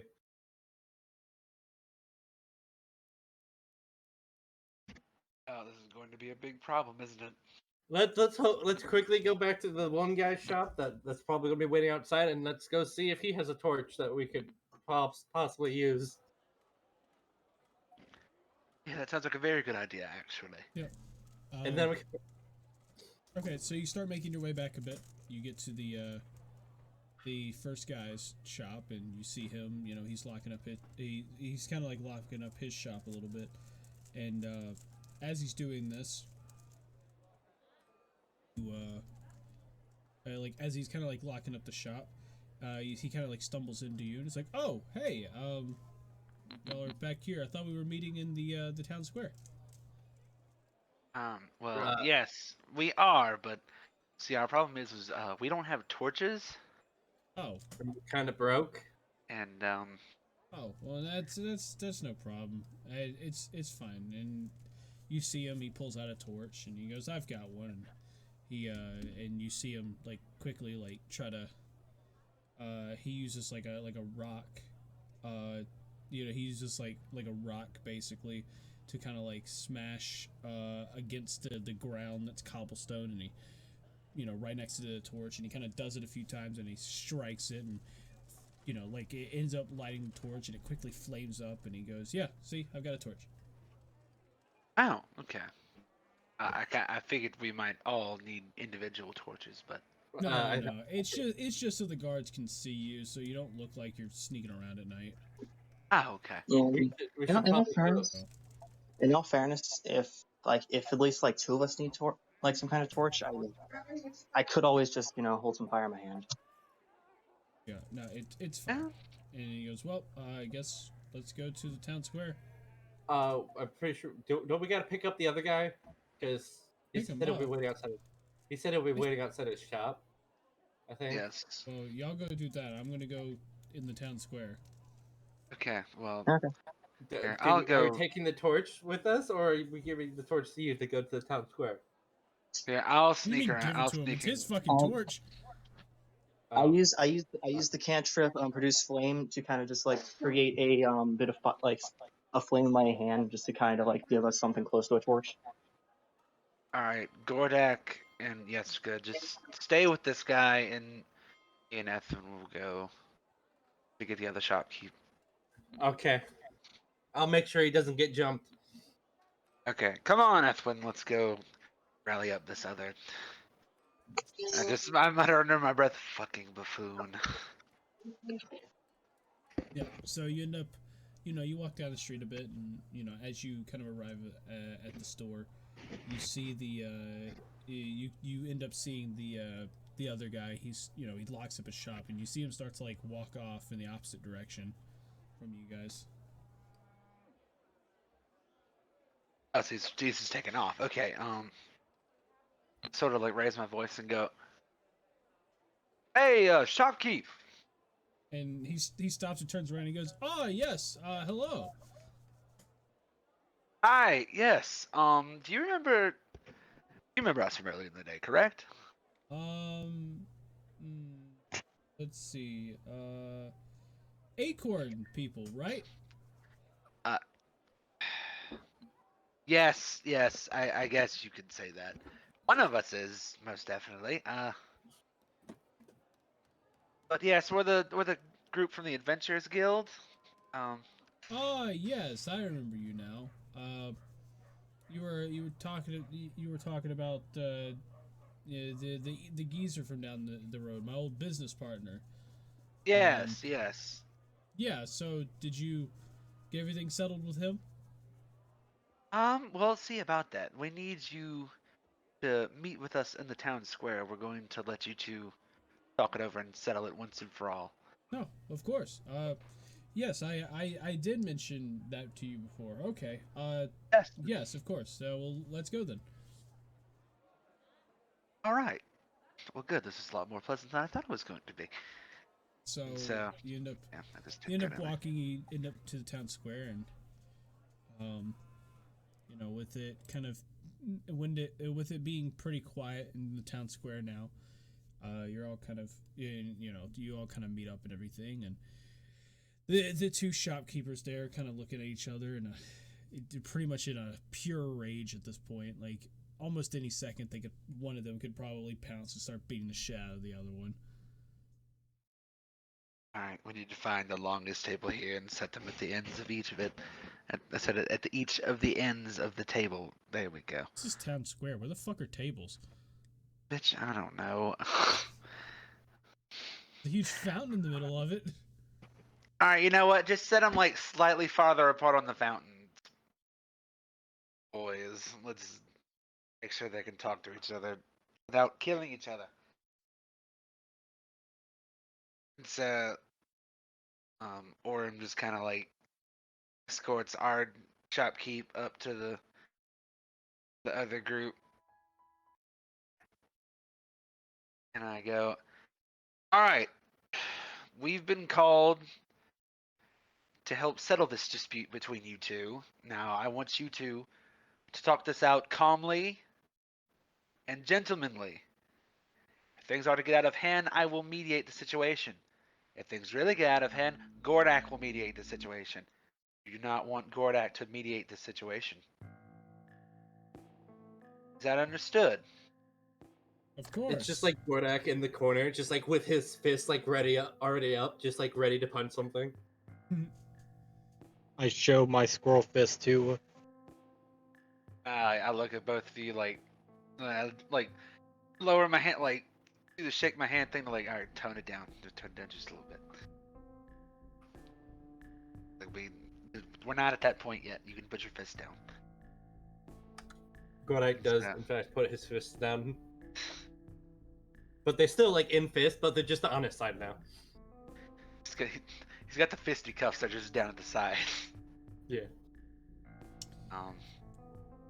So you two started this whole dispute. Now I want to hear each of your sides in front of each other. Just spill the beans.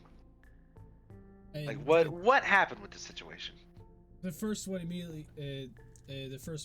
just chimes in and just like, he's been trying to put me out of business ever since I left him because he doesn't know what he's doing. The other one's like, I don't know what I'm doing. I'm the one that made the most money for the company. No, you didn't. Okay, my hard work, my backbreaking labor was the one that actually brought the business to fruition. You, on the other hand, sat in there all day pretending that you made more money and that you should get more of the cut, even though you haven't spent a day in your life out there, sitting there, and just working on the crops that you sell. Everyone I just want to go ahead and intervene here because this is the first thing. Did either of you two think that you may have two very different talents? One is the farmer and the crop, the one that makes the product, and the other one sells the product. So you're sharing this 50-50 based off of that? Because there's two sides to a business?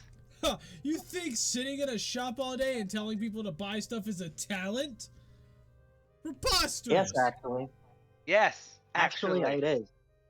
It's That's- not easy to convince people to buy shit, especially when it's actually, Well, not the clearly it greatest is, design. because he's been able to do it while giving people freaking magic glazed vegetables and fruits.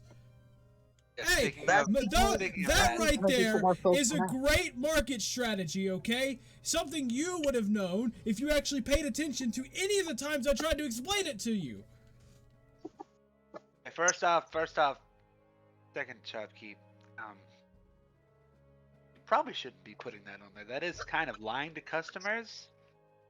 How is that lying to people? You're sprinkling magic dust to make it look fresher and newer. I mean, while I understand doing that from a market's perspective, but like yes, it is a really good marketing tactic, but at the same time, it's not real. it's You need also to not the, show it's also the proof of morally good wrong thing, product. even though morals aren't really a big thing in business.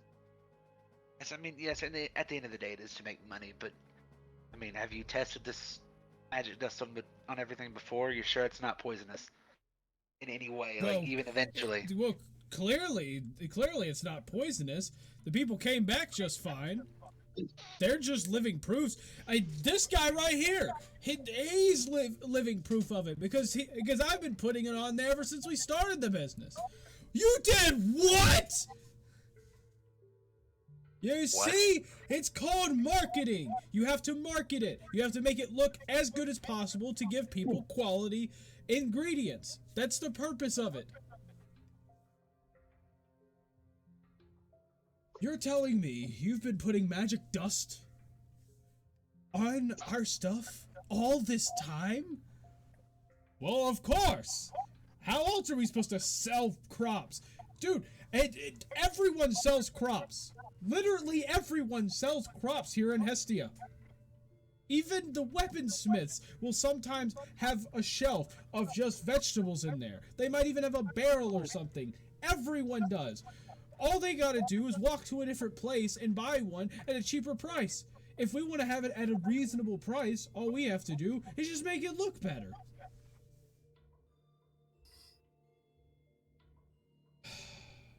You know, the more the second shopkeep talks, I keep thinking about his logic. I don't really see much of it. At the same time, he wouldn't really have to use that logic if, rather than fighting, they both work together to figure this out, and also, if maybe they actually, actually talk about things that was going on with each other, and, even, you can get each other, it's consent and all that, all the thing, because admittedly, the second one is seeming more business than actual, caring about the customer. Yes, I feel like this is the question I need to ask. When you two are working together, how was the business flow? Like when you first started, before you started bickering and everything started falling apart, what was your business like? Like, how did you two operate together? The first shopkeep goes, well, it was pretty simple. I worked in the fields. I got all of the ingredients ready, and we opened up our first food stall. Actually, here in the market square.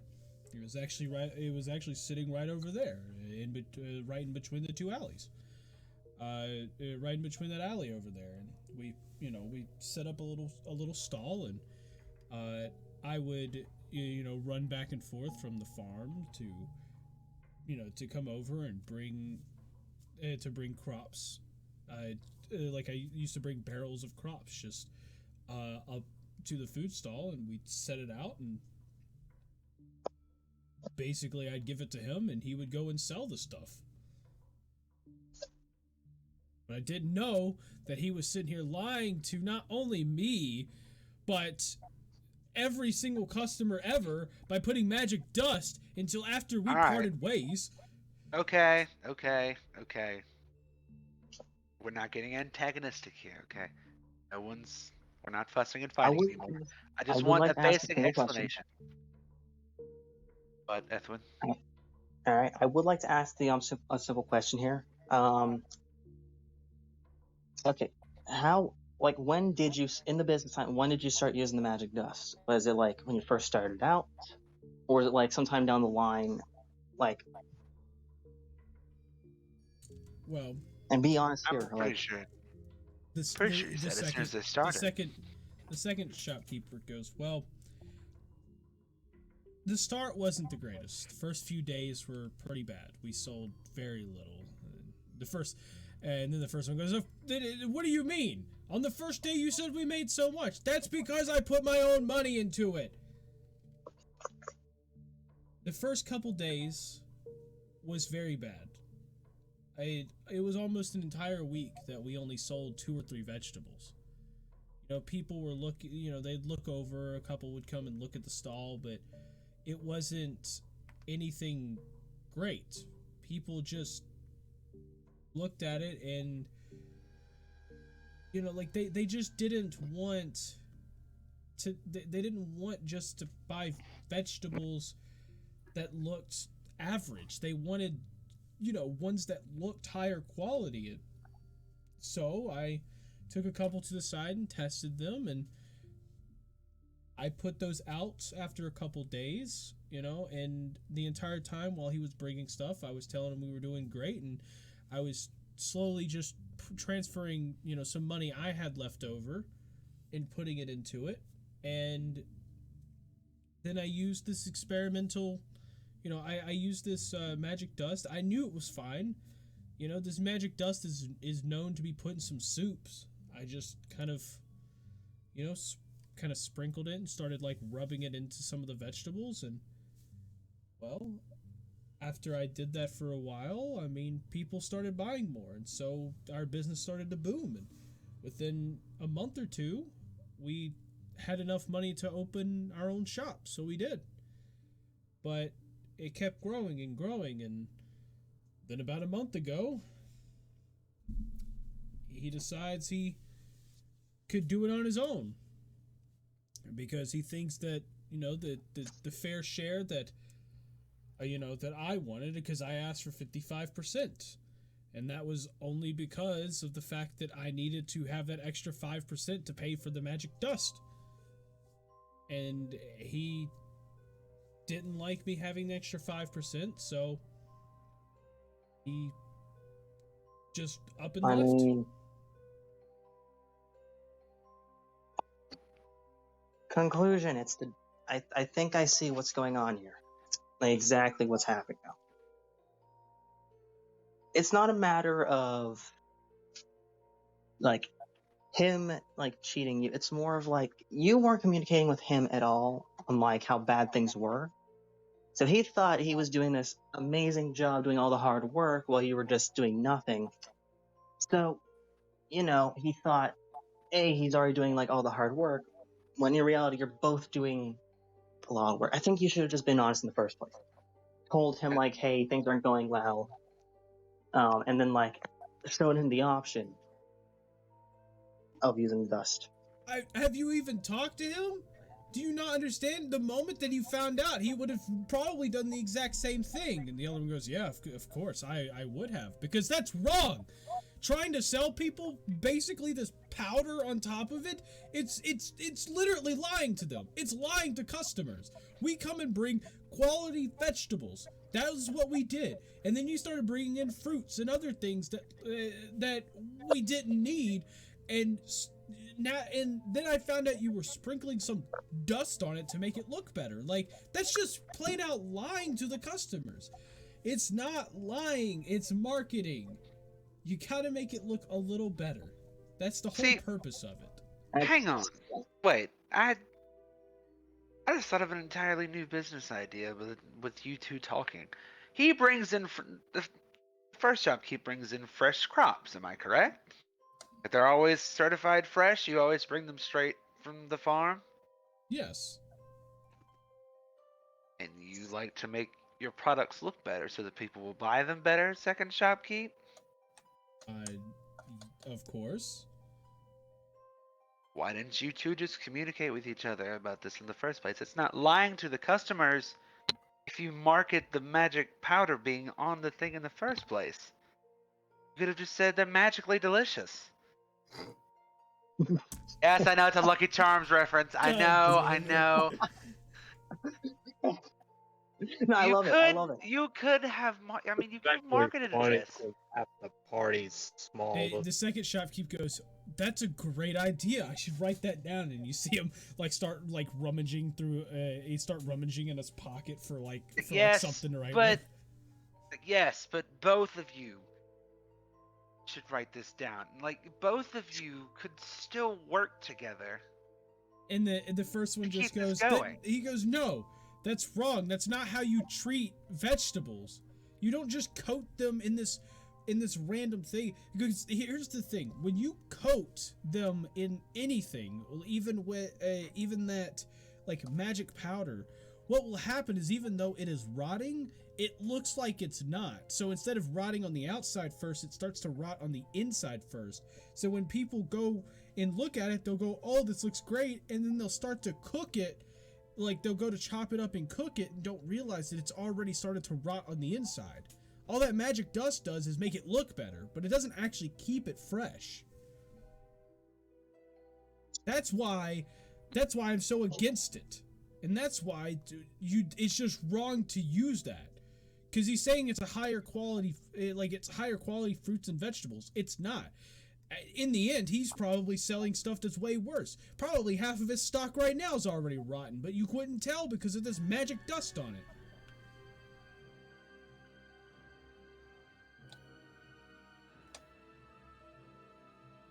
Yeah, the point. Second shopkeep goes, "Well, how would you know this? Have you gone in and just researched what this magic dust does? Because I don't think you have. Because if you did, you would have realized it was on it sooner. Because I was the one that did all the research for that.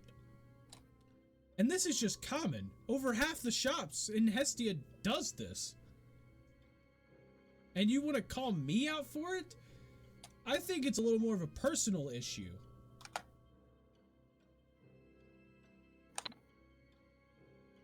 The first one just goes, "Well, if that's how you see it, then this was a waste of time." He just looks over all of you and goes, "Well, I'll still pay you for going through this trouble, but it seems he's not going to be reasonable with anything." Oh.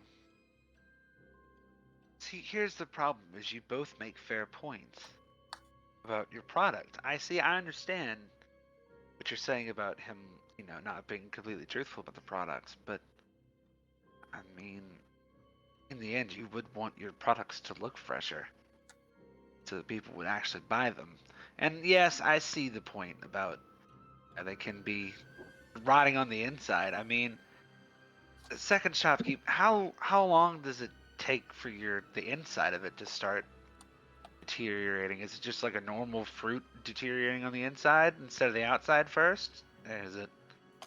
What is your research on this? You haven't told us. You said you've done this extensive research, but I haven't seen any of it. Why don't you tell us exactly, like every bit of detail about this powder? Why don't you tell us it so that we can understand exactly what it's doing? Right. In fact, I think that's the root of the problem in the first place, is that you haven't communicated things with one, your business partner, and two, with us. If it isn't clear already, the powder's fairly simple. All you do is you sprinkle it on an object. Yes. It makes the object appear fresher. It appears better, like it's brand new, even if it was actually messed up. It's kind of like this powder is the same thing where if someone goes off and ends up giving you a cut on your fingertip, you could sprinkle this on there. The cut will still be there, but what will happen is when people look at it, it'll look like nothing's ever happened to it. It'll look like a normal finger. That's all it does.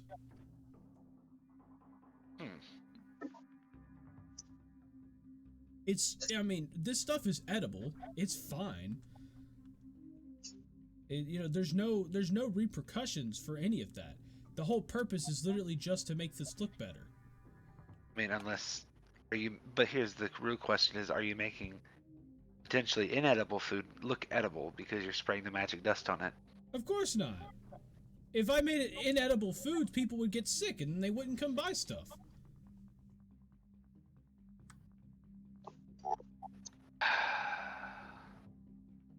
Anyone else feel like Question, chiming in on this? Oh, well, Question: there you go. Can I use my insight to see if he's withholding information? Sure. Roll for insight. I got a 12. Yep, you see nothing. He, pretty much what you're getting out of him right now is about as much as you can figure out. All right then.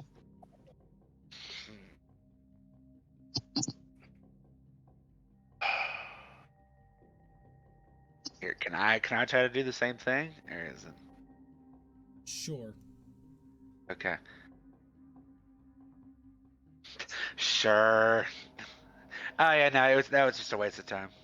Yeah. So, Yeah. You figure at this point he's telling the truth. yeah, okay. So I can see. Yeah, I can see too. That's what my eyeballs are for. Yeah, okay. I Wait, was. you have the eyeballs? Oh my god. This is a very precarious situation. I can see why you two aren't really working with each other anymore. One Yeah, of tries to course. market a good product at all costs, and the other one doesn't really care about making their products look fresh, but will at least sell you a fresh product.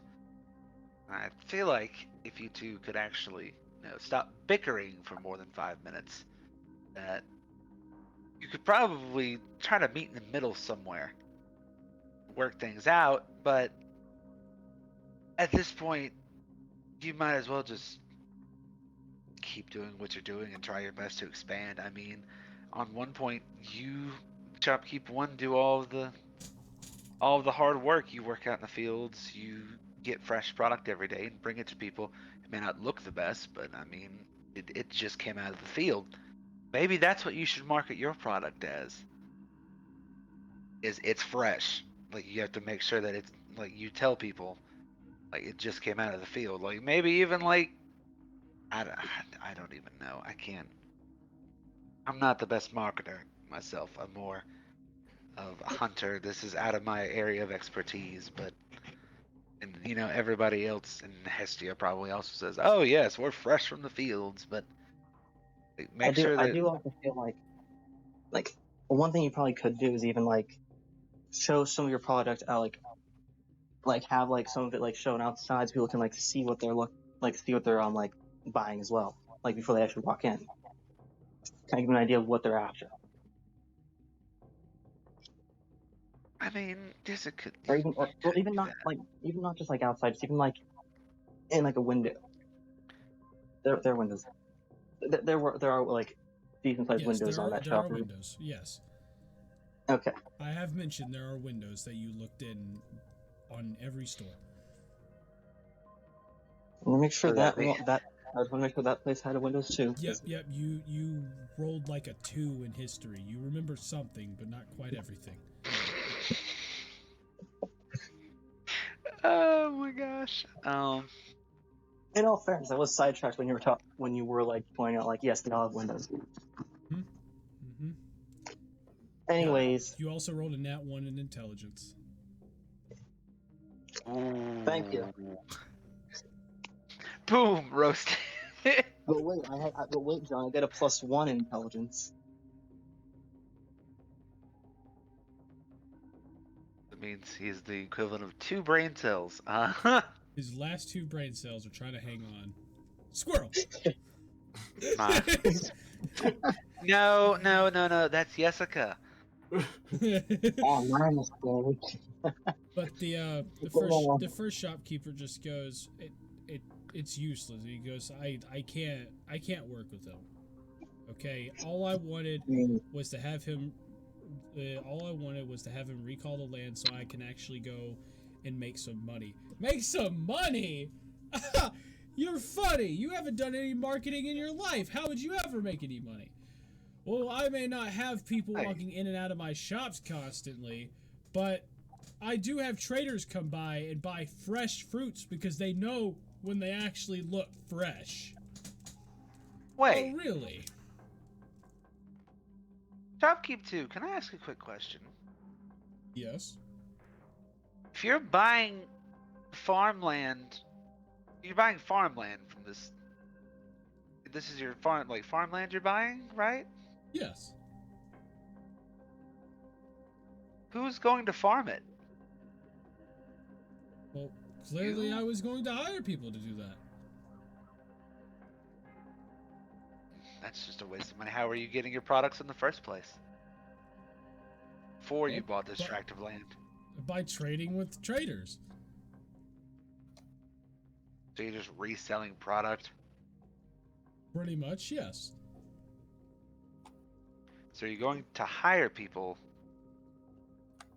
to farm land. Do you even have the money for this? Yes, because I know how to market, unlike this buffoon. Who are you calling buffoon? I'm calling you a buffoon! Settle down. Settle down for a second, okay? Calm down. Ignore him. He's being an asshole right now. You don't need to pay attention to him. Yes, buffoon was uncalled for. Shopkeep 2, I was simply asking a question. So yeah, so you're going to hire people to farm this land even though you already can farm the land? Yes. So you could just keep buying from the traders. You're making plenty of money as it is. Well, Why yes, but waste? I would like to be able to get the ingredients even cheaper. And with that, I just Okay, hire some people, get them to do the farmland stuff, and I can be able to bring stuff in a little bit cheaper than the traders, because the traders always have to upmarket their own trade. Well, I mean, I can see that. That's kind of fair, but Okay, I mean, I'm- another question. How much farmland did you actually invest in? How much? It's 50 acres of land. Yeah, but I mean, like, just the one space, or did you actually buy multiple? Just the one land is the only one that's available right now, for at least a decent price. for at least a decent price. Mhm. As much money as you're making, you could probably afford a different piece of land, couldn't you? Yeah, This is but the only one he can afford. But why would I spend a whole lot of money on land when I can get it cheaper? Sometimes you have to spend money to make money. I am spending money. I'm spending Well, 50 think gold about it. pieces. Sometimes you have to Don't think spend about- more money to make more money. Maybe it's better land. You don't know. You haven't. I mean, you haven't checked the Have other you track. actually have you actually inspected the other lands to see like if they're good quality? Because Exactly. maybe they're being sold for more because they're like better soil, right? Better lighting, stuff like that. They're you only know? being sold for more because their lords are just uppricing them. How do you Well, what know are that the- though? How do you what are the- know? See, no. Here's the thing. How do you know that though? I Because get that's it. how You know? the government works in Hestia. Have y'all ever been to Hestia before? Well, I mean, I'm not really from I grew here, up in but I grew up in an orphanage here. so see, I mean, what would he know about all of that? I'm sorry, that was mean. I apologize, Ethlyn. But He just kind of blasted it off with like this annoyed glare at you. I'm sorry. I thought it would be just a jest, but regardless. Oh, Wait, what was that? just laughing. Oh, okay. Thought that's what you were doing. I was like, wait, did he actually say something? His mic was cutting out. Or... But I was cutting out while laughing. Okay. Um. But no, I mean, why not just let him have this last piece of land, and then you can buy another one that's just ever so slightly more expensive. I mean, how much are they even like upscaling the price? Like, what's the average Exactly. What price is the for land? upscaling of the price? I have to The agree with next that. piece of land is 500 gold pieces. What? How much do you make? How much do you make from a single day? In a single day? Well, Yeah. going through ingredient prices and, you know, trying to. I don't know, probably a good 30 or 40 a day. Yeah, see, that would be a large investment for you, wouldn't it? Yes, and that is why I went with this other land. The reason they're selling it is because the lord of the land is losing some of his land due to some political reason, and because of that, they want to get the land sold.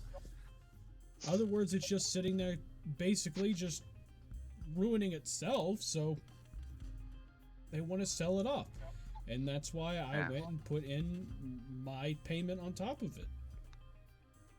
Do you think you could just split the land 50-50 and just put up a large fence in the middle? You could just go in half and half. I mean, I guess I could if I guess I could if he pays me, 25 gold pieces to pay for at least half of it. Hey, 25 gold pieces? I put 10 gold pieces of my own. I don't have any more to put in. Well, I was just suggesting it. This just keeps getting worse and worse of a situation, doesn't it? So, shopkeep 1, you don't have 25 gold pieces? No, that's why I'm trying to buy this land. I'm basically broke. Welcome to the club, brother. Anyway. I mean, okay, this is just a random idea, okay? So, okay, Shopkeep, couldn't Shopkeep 1 like pay you like a portion of his like earnings to you like over time to like pay for the land? Sort of, yeah, sort of like maybe a credit payment, like every. Yeah, like he could like do like maybe like five gold from like his total earnings. Yeah, shopkeep 1, how much do you Like, usually make in a week? Let's just say a week. In a week, I sometimes I lose gold, and the last couple weeks I've been barely able to break even.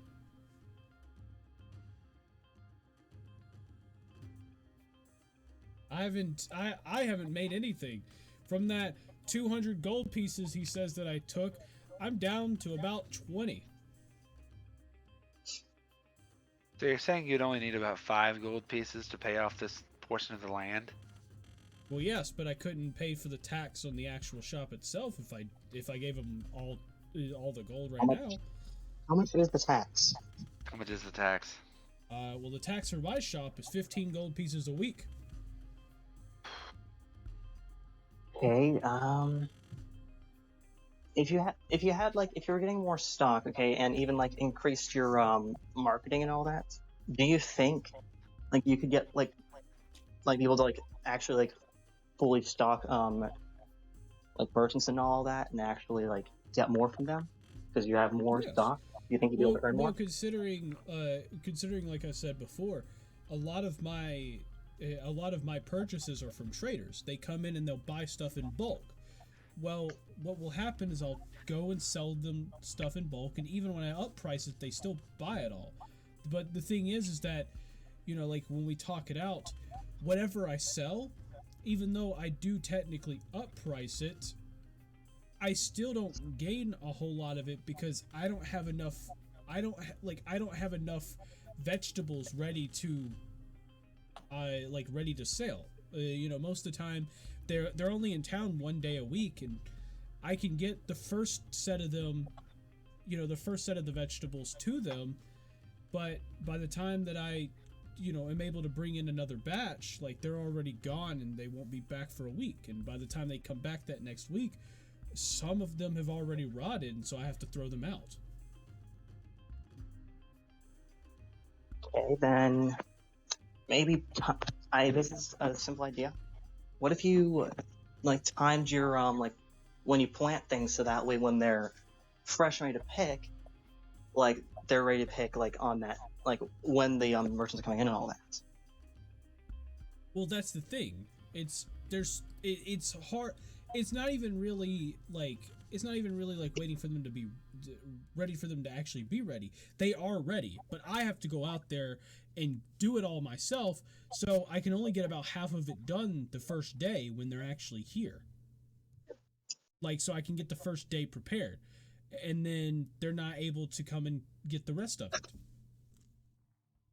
It takes me anywhere from 2 to 3 days just to pick it, and I have to make them fresh, or they're not gonna buy any of it. So what you're saying here is, it's more not the fact that like you don't have and like always have enough, but more like that you don't have enough help. You don't have enough hands. Well, yeah, kind of. And I was gonna get a bigger farm with some equipment, so I can do it a lot faster. But I can't use equipment on like small gardens because those don't work like that. You can't plow a garden the same way you plow a field. That is true. I was gonna buy the land, and then I was gonna buy the land, get everything, get everything planted and ready to go. And by the time it's ready to pick, I'll probably have enough saved up, or find some way to get enough money to buy harvesting equipment to help me get everything.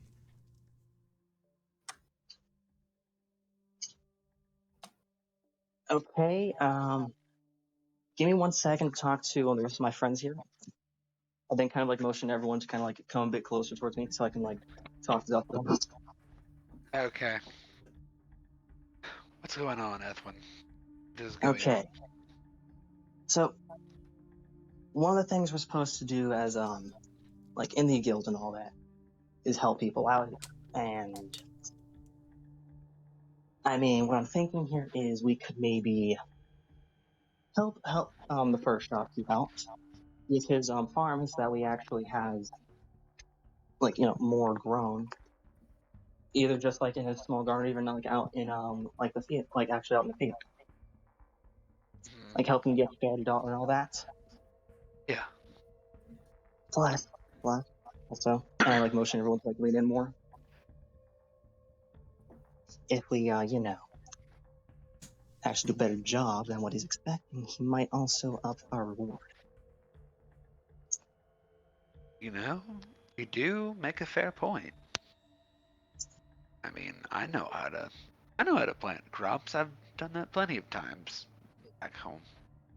So we could present some of this offer. I mean, here's what the financial side of it is maybe they can try to split the land 50-50, and then we can work out some type of like payment plan for him to we can pay work it that back. out.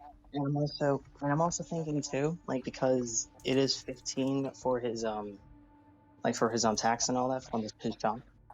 Yes. What if we consider us helping him out, like with his farm, like an extension of our work on this job, and have him pay us after he's like more set up. So he still keeps the shop by the end of the week, and we eventually get paid when he's actually making more, if he makes more. At the same time, if we don't get paid, we still could just go back to the guild and say job done. I mean, yeah, he did say, worst comes to worst, he'll still just pay us for all of our trouble. But Yeah. I mean, I feel like we do need to help him. I wouldn't feel like an accomplished adventurer if I didn't help Honestly, him. yeah, like.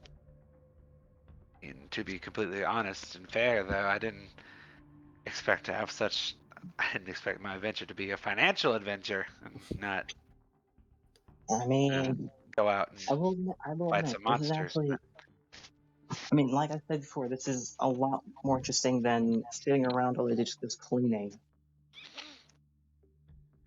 Yes, but I mean, in a way, we are kind of just switching out cleaning for farming. I mean, at least I'm outside. That's a starter. Yeah, that is true. Sunlight is always good. And I don't have to, Um, worry about Gertrude looking over my shoulder 24/7. yes, this is true. Um, well, Gordak, Jessica, what do you think? What do you think we should do with this Explain. information? Don't know. I'm befuddled. I like his plan.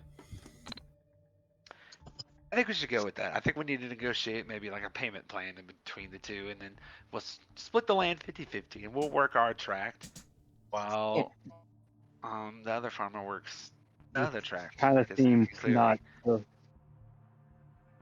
say what? This kind of seems nuts. I do also want to point out too that Oh my what god, the two squirrel of us are pun. druids. I do want to point out too, two of us are druids. Okay, one of Yeah. us is full on muscle, and One I'm is a beyond. druid. I mean, you're a machine. Yeah, I'm literally a working machine. Yeah, so Yeah. I guess you would I mean, count as working muscle. And you oh said you're yes. more skilled with those, so Oh, I mean, I'm more light on my feet, but yeah, I can handle some heavy lifting. yeah, like us, like the two of us druids. From what I read, with our magic, we should be able to help the person grow a bit faster in a natural way too. Because after all, See, yeah, I druid can craft, approve that. because druid craft is literally communing with the spirits of nature.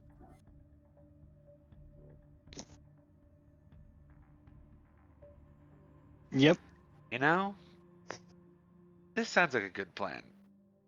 Why don't you pitch it to them, and if you need backup, I'll help you. All right. We'll pitch it mostly to shopkeep one, of course, but Yeah. of course, bring the financial idea to both of them. Yeah.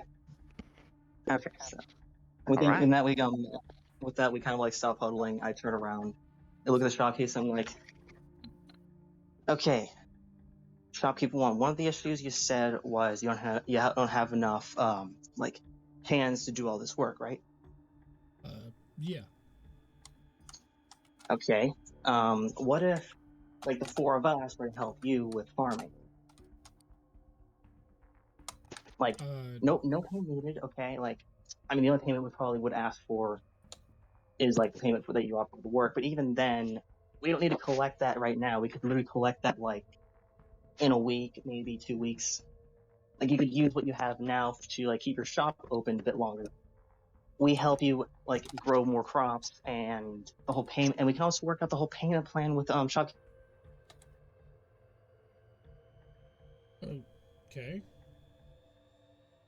I think He his crashed. Discord crashed. Yeah, I think. Damn it, Travis! You were sitting there typing with your hacker shit going on. What did you do?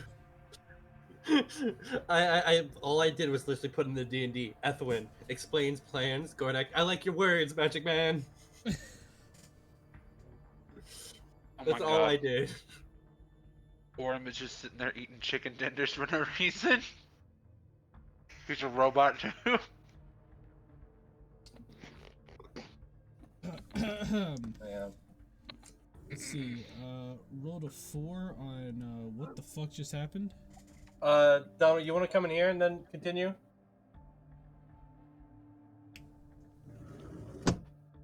He's gonna come in here. Okay. Hey, you wanna finish planning a plan? I worded that so fucking well. Why Discord? Okay. Okay, just do it again. Okay, so I look towards merchant one, shopkeeper one, and I say, okay, so one of the reasons why you're not getting, why, you're struggling a bit is because you don't have enough hands to work, right? Yeah. But what if the four of us, from the guild, help you out with the actual farm work, without extra pay or anything like that? Even you using that 10 gold you're supposed to owe us for your shop, and then later on, if things start working out, you can Wait. Oh, this explains so much. All of you are new to the Adventurers Guild, right? Literally our first day. Not even gonna lie. Ah, I see. Okay. So okay, I've put in a few jobs for them before, so I've already given them the money. They don't say that. Yeah, see, you have to go to them for the money. Well, either way, we're still willing to help. We all talk about we're still willing to help, even though we didn't know about the little fact. And besides, two of us are druids, so we could also help out with your farming. Yep. Okay. I can move dirt. Yes, I can move dirt as well. That's Yeah, is a skill in farming. He's a little weird, but Yeah. Let's see. A little Yeah. weird. Like, Well, I mean, if that's what you want to do, I'll gladly take the help, but that still doesn't decide the case of trying to I still need this land. well, that's why what I'm saying is you could still like pay him, okay, but like rather than like paying him all at once, you could like pay him over time. What, be indebted to him? I'd rather die than be indebted to him. I wouldn't say it more like that. I wouldn't say it like that. I would say it more as like a payment plan. I'd say more like a payment plan, like, you know, just like an extra 5, maybe like a minimum like an extra 5 gold to like tax, okay?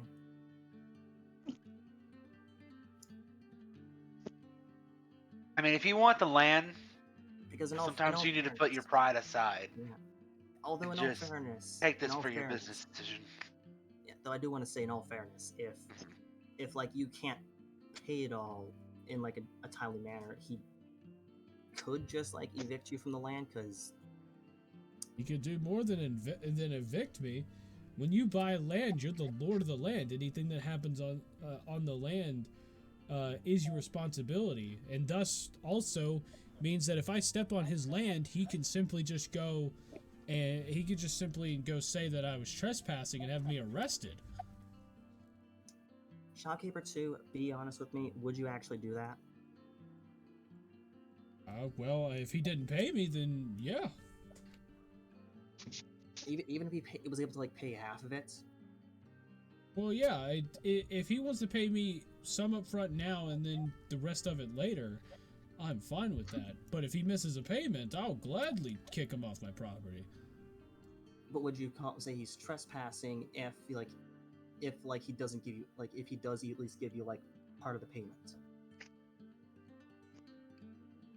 I mean, I wouldn't go to that extremes unless, you know, he was causing issues about it and constantly telling me he can't pay me the rest and, you know, wanting to I mean, you know. Admittedly, like, if it's a situation where he's like still trying to work even though you told him to get off the land, and at that point it is trespassing because you're not letting him on the land, but at the same time, like, either way, the whole way like you run that thing is on you. It's your land.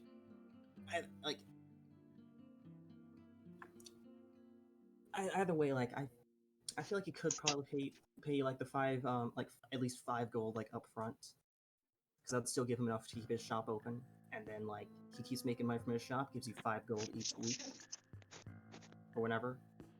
Yeah, I mean, I guess I can definitely agree to that. All right. Shopkeep 1, does this sound more reasonable to you? Well,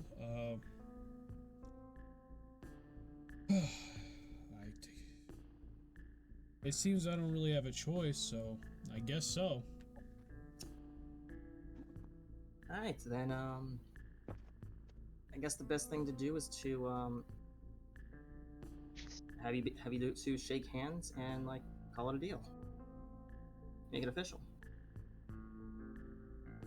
And the second shopkeep guy kind of has like this huge grin on his face. And he holds out his hand. He's like, "What do you say?" And the other one, just kind of pissed off, just walks over and grabs his hand, gives him a firm handshake, and goes, "I guess we have a deal."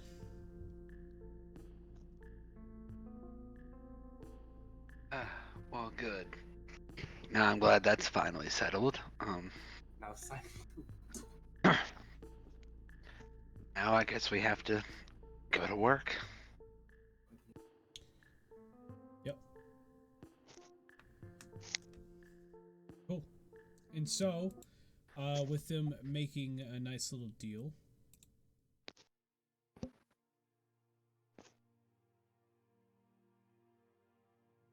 no, it's this one.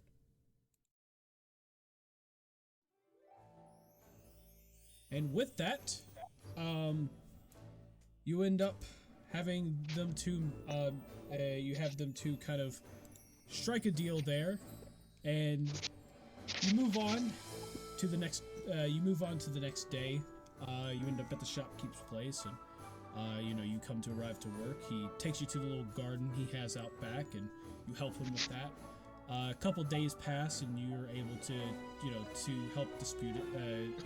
You were able to help dispute his funds by allowing him to make more money. And 3 weeks pass. He gets the money and everything. He's able to work on the farmland. You'll end up being able to go out there and help him with that. They split the land in two. They put a fence up, between the two sides. And as they're, as they're doing everything, you kind of notice that both of them are like basically in the lines of the fence all the time, trying to outcompete each other on who can do the work the fastest, and moving back and forth. About a month passes later, and all of you finally return to the return to the Adventurers Guild to turn in your stuff. After you've helped them out, he gave you an extra bonus of 10 gold pieces as his business started to flourish a little bit more, and he paid off his debt there. And with him doing that, you also notice that they haven't quite made up just yet, but they did kind of like get a better relationship, is what you can probably state. They, instead of treating each other as complete enemies, they treat each other as more of like friendly rivals. And so their relationship is a little better now. But with that, you also kind of notice that like both businesses are starting to boom a lot more, and you all end up going to the Adventurers Guild to finally turn everything in about a month later. And you get there, you go to the receptionist, and she congratulates you on it, and she's already gotten word from both of them that it was just everything was fixed, everything's fine now, and she gives you your payments, and she congratulates you, and then she promotes you all to the C rank, and that is where we're going to end today's episode. Nice. So Nice. I still want to just like during the main campaign come back to those two business shops, just like casually, like later down in the future. At the end of it all, everything's okay. Like, if we get like a good ending, that is. I'm saying like we go back to Hestia and it's just the two shops. And they're just The two still shops sitting there. like firing fucking arrows at each other. I mean, Oh my god. I do want to point out, like, the farmer wars begun. The farmer war has begun. Well, we should probably wrap this up. So, You're thank you probably guys so much for right. watching. If you enjoyed, press the for all of you YouTube folks, press the like, subscribe button down below, and please comment your predictions on the next episode. But without further ado, this is eDIOCRACY saying peace out, and we'll see you guys in the next D&D session. Bye bye. Peace out, guys. Woo!